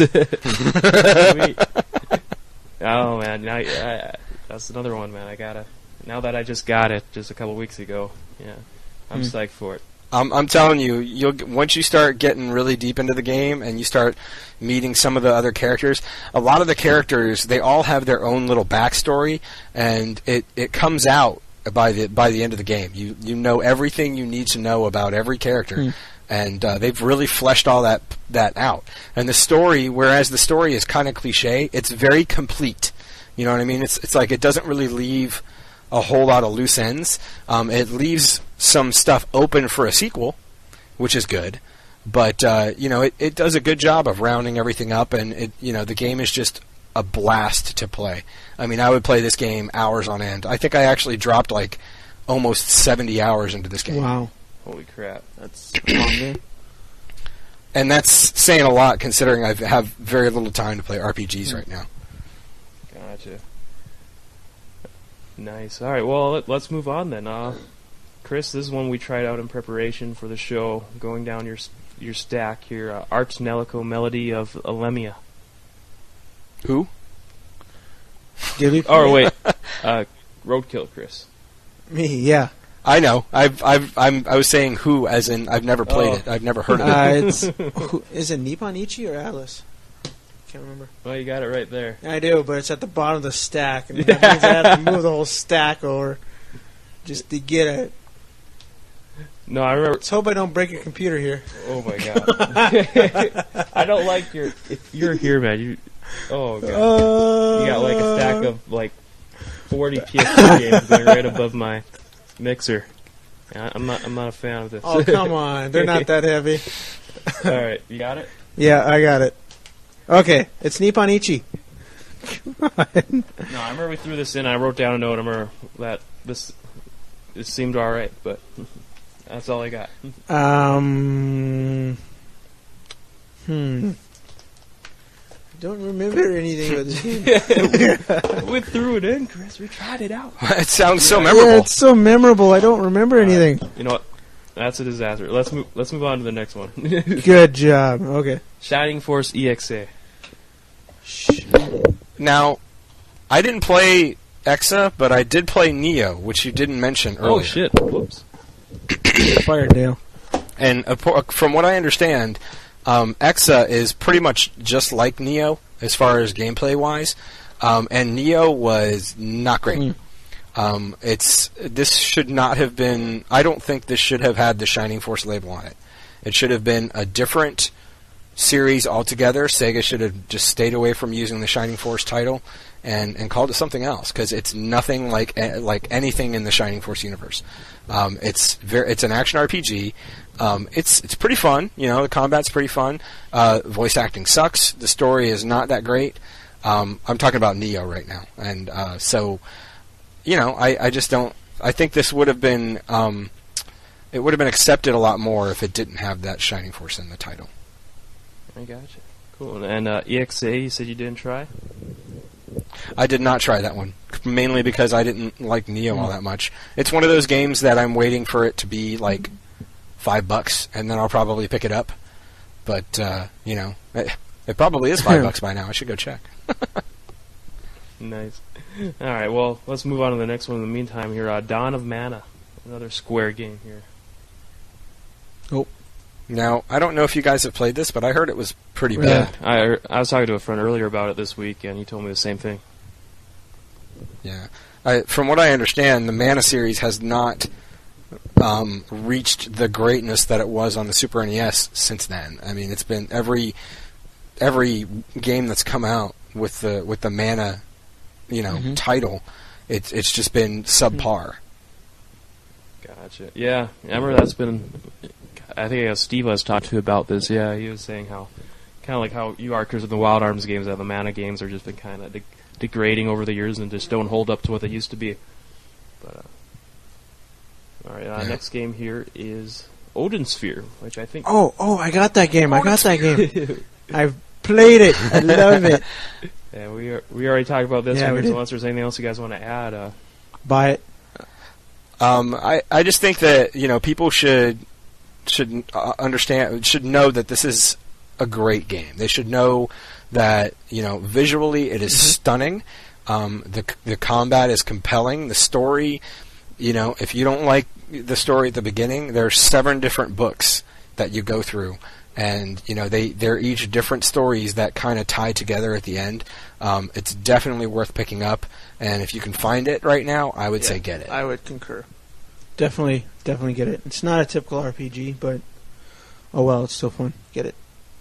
Yeah, it's a 2D side-scrolling, and it's like, a very interesting way of doing this. It's like each environment you go into is basically, it's a big circle. You run around in a big circle, and you find tons of items. There's a lot of alchemy involved where you get to make new items and that kind of thing. Just very, very cool game. I can't say enough good things about it. Cool, awesome. All right, well, the next one, this came out right around the same time as Odin Sphere, and I watched a friend play it. It was a really weird art style, but Grim Grimoire. I have it. Cue soundbite. But yeah, this one was more of a real-time strategy game, though. It wasn't really an RPG. Yeah, it was. Yeah, it was more of a, I believe, like a 2D RTS. Also, I mean, it was on. I remember being on a 2D plane. You had a radar. And yeah, but they pull it off. They do a really good job, and they pull it off. I haven't played it because honestly, RTSs, I suck at them. But I do have a friend who had it, and he brought it over and showed me some of a few of the battles and stuff, and it looked really cool. I mean, just in general, it looked like a really fantastic game. I have friends who also love this game. They highly recommend me just playing it. So maybe someday I'll do that. I remember the stories looked a little weird with witches and everything, and yeah, but all RPG stories are a little weird. Well, that's true. All right, the next one here is Shin Megami Tensei Persona 3, and I've heard many people gush about this game. I just threw it in like not even a week ago. I wanted to put a lot more time into it. I only got to the first save point about a half hour in, but I wish I could talk about it a lot more. Shino, can you bail me out? Unfortunately, I can't. I have not gotten around to playing this. Fez was released earlier this year, and that's the version that I wanted to get. I've never been able to really get into the Persona series as far as like the storyline goes, because it's very, very, very dark, and it's almost too dark for me. But this is a game that I've been wanting to try, so I've actually been hoping to go back and get Fez. Yeah, I did get Fez. Yeah, kind of like I did pick that one up. It came out for $30. It came with like an additional 30 hours of bonus content of more missions and dungeons to play through on top. And now, like, from all I played, it's the opening. I didn't even do a battle. All it was just it's like your first day in school. You're in high school, and there's a big social chain you got to work your way through and establish a lot of relationships with the various characters in the game. And I listened to a lot of podcasts, and I've heard several other hosts off various other gaming podcasts talk about how they spent many hours in this game. I think was a Broadcast Gamer, MC Wilson. I think he said he spent at least over 100 hours in this game. So wow, holy crap! Yeah, and, I haven't put 100 hours into an RPG since Tactics. I haven't put 100 hours into RPG since Final Fantasy Tactics for the PS1. That's what I meant. That's what I was referring to. Yeah. Actually, I will take that back. I did put that much time into Phantasy Star Online and Phantasy Star Universe. Well, if MMOs count, Final Fantasy 11, over 3,000 hours in that. Wait, good God! Okay, let's continue. Yeah, let's continue. We don't want to go down that path. Yeah. All right. Okay. This is not the Chris's social issue hour. Yeah. Come on. All right. Okay. Moving on. And I'm still paying for that game, even though I haven't played it in a year and a half. Cancel your subscription. Oh my goodness. I should. No. Okay. But Squeenix. Wild Arms 5. What? Wild Arms 5. Wild Arms 5. No. Yeah, No? I didn't get around to this one. Did you know there was a fifth one, Chris? No, I didn't really care. So, I guess that says about what your interest is at the series. Yeah. Well, I think at this point too, I think I said this in the PS1 installment also, but the first Wild Arms games were being released by Sony, and but now at this point I think they're being released by was it H-Tech or Exceed? Not even Nippon Ichi or Atlas are bringing them over. But okay, so after Wild Arms 5, we got another Digimon World game, Data Squad. Go on. Okay. Next. The .hack GU series, all three came out on the same day, so they released them all on the same day. Yep. No, they didn't. That's what I got. That's what IGN. They released like a month apart. Oh, okay. Well, IGN, you're evil. Yes, they are evil. But for a Can't completely spell other- ignorance without You can't IGN. spell ignorant without RGN. Okay. All right, Growlands Heritage of War. This one wasn't put out by Working Designs, so I didn't buy it. All right, cool. Next one I got here is Ultra Iris 2 and 3, and according to IGN, they came out within 3 or 4 weeks of each other. Yeah, they did come out pretty soon after each other. Did you pick these ones up? I got 2. I haven't picked up 3. Come on, Chris. I'm ashamed of your backlog. All right. Plugging right along. We're almost at the end. Innocent Life of Futuristic Harvest Moon, and this has just got to be the game of the year. I haven't fucked. I'm gonna go with that dude. What comment again? All right. Wait, you forgot that Shin Megami Tensei game. Which one? The one the extremely long ass title one, like Inspector of Death and the Unnamed Army or something like that. I have no idea what What? you're talking about. Okay. I do got Shin Megami Tensei Persona 3 Fez, which we already talked about. No, there's another one after that. And we got Persona 4 coming out just in a couple months, or like next month.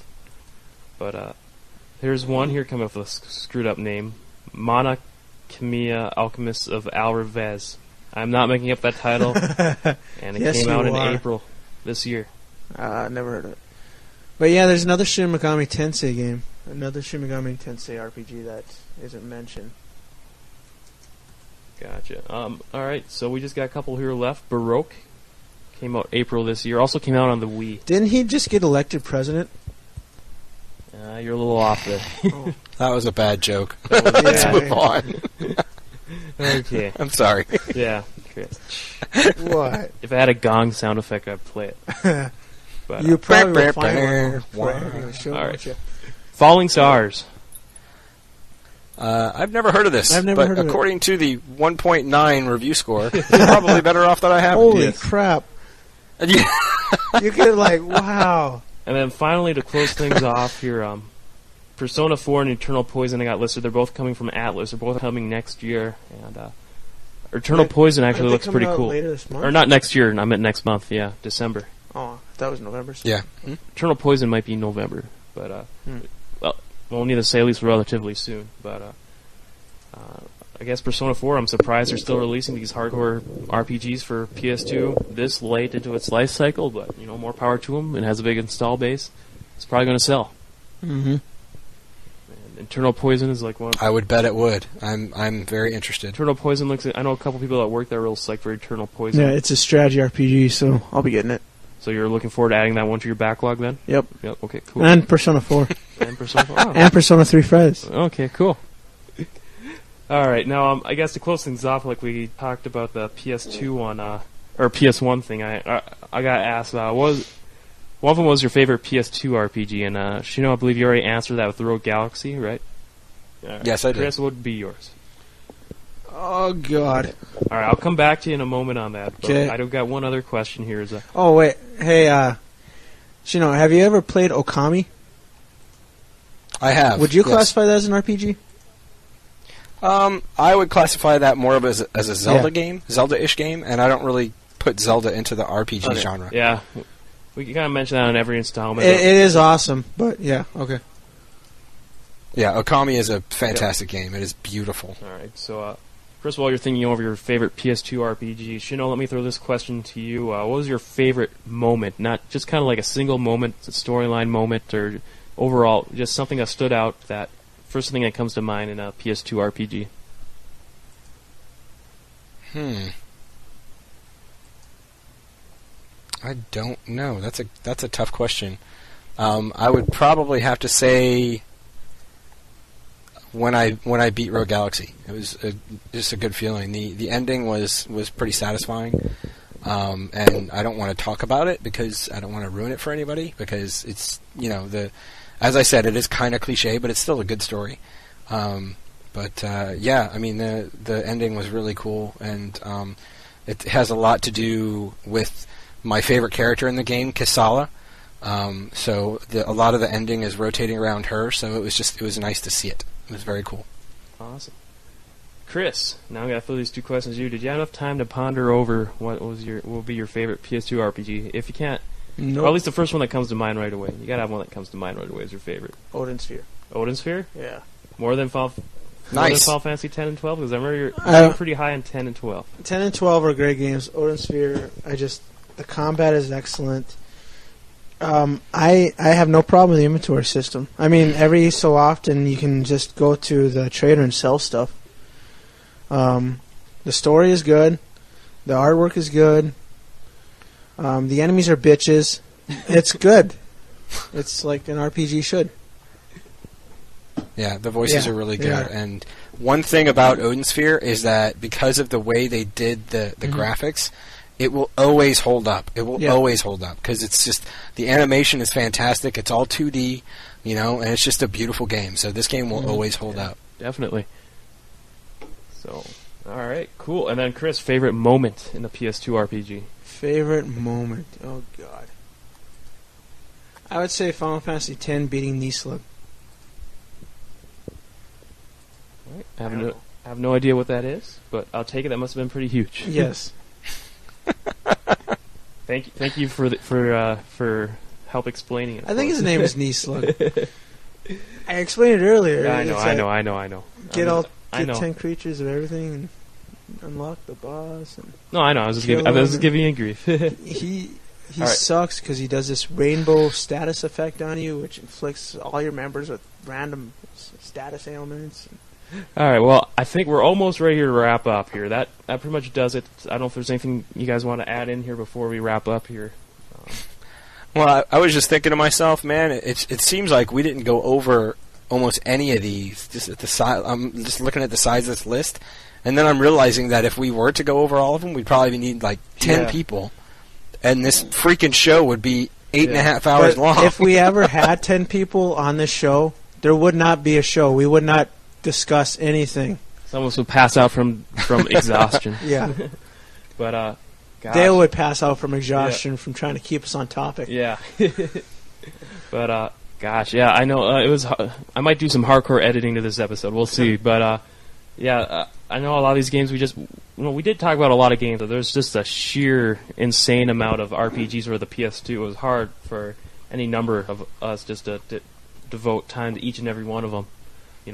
Or at least just a fraction of them. But we hope we did some justice for PS2 RPGs for you. And like we said, if we got one you want to shed some light on, email us, mailbag@ontappodcast.com. We'll gladly read it on the air. So before we close out, though, Chris, Shino, for people that aren't familiar with your podcast, they should be, as it was nominated for one of the video game podcasts of the year. So woohoo! Congrats to you on that. Why don't you tell people about it? Hey, thanks. We were nominated for by podcastawards.com for best gaming podcast. That was a moment of disbelief for the three of us, me and Jason and Jeff. because we were on the same list with like One Up Yours and Giant Bombcast and CAGcast and all those guys, and it's like just to be mentioned in the same breath with those guys is just awesome. But yeah, the show's called Interactive Distractions. You can find us at interactivedistractions.com or on VG Evo. And let's see what else. We pretty much cover all platforms, all the current gen stuff, including portables.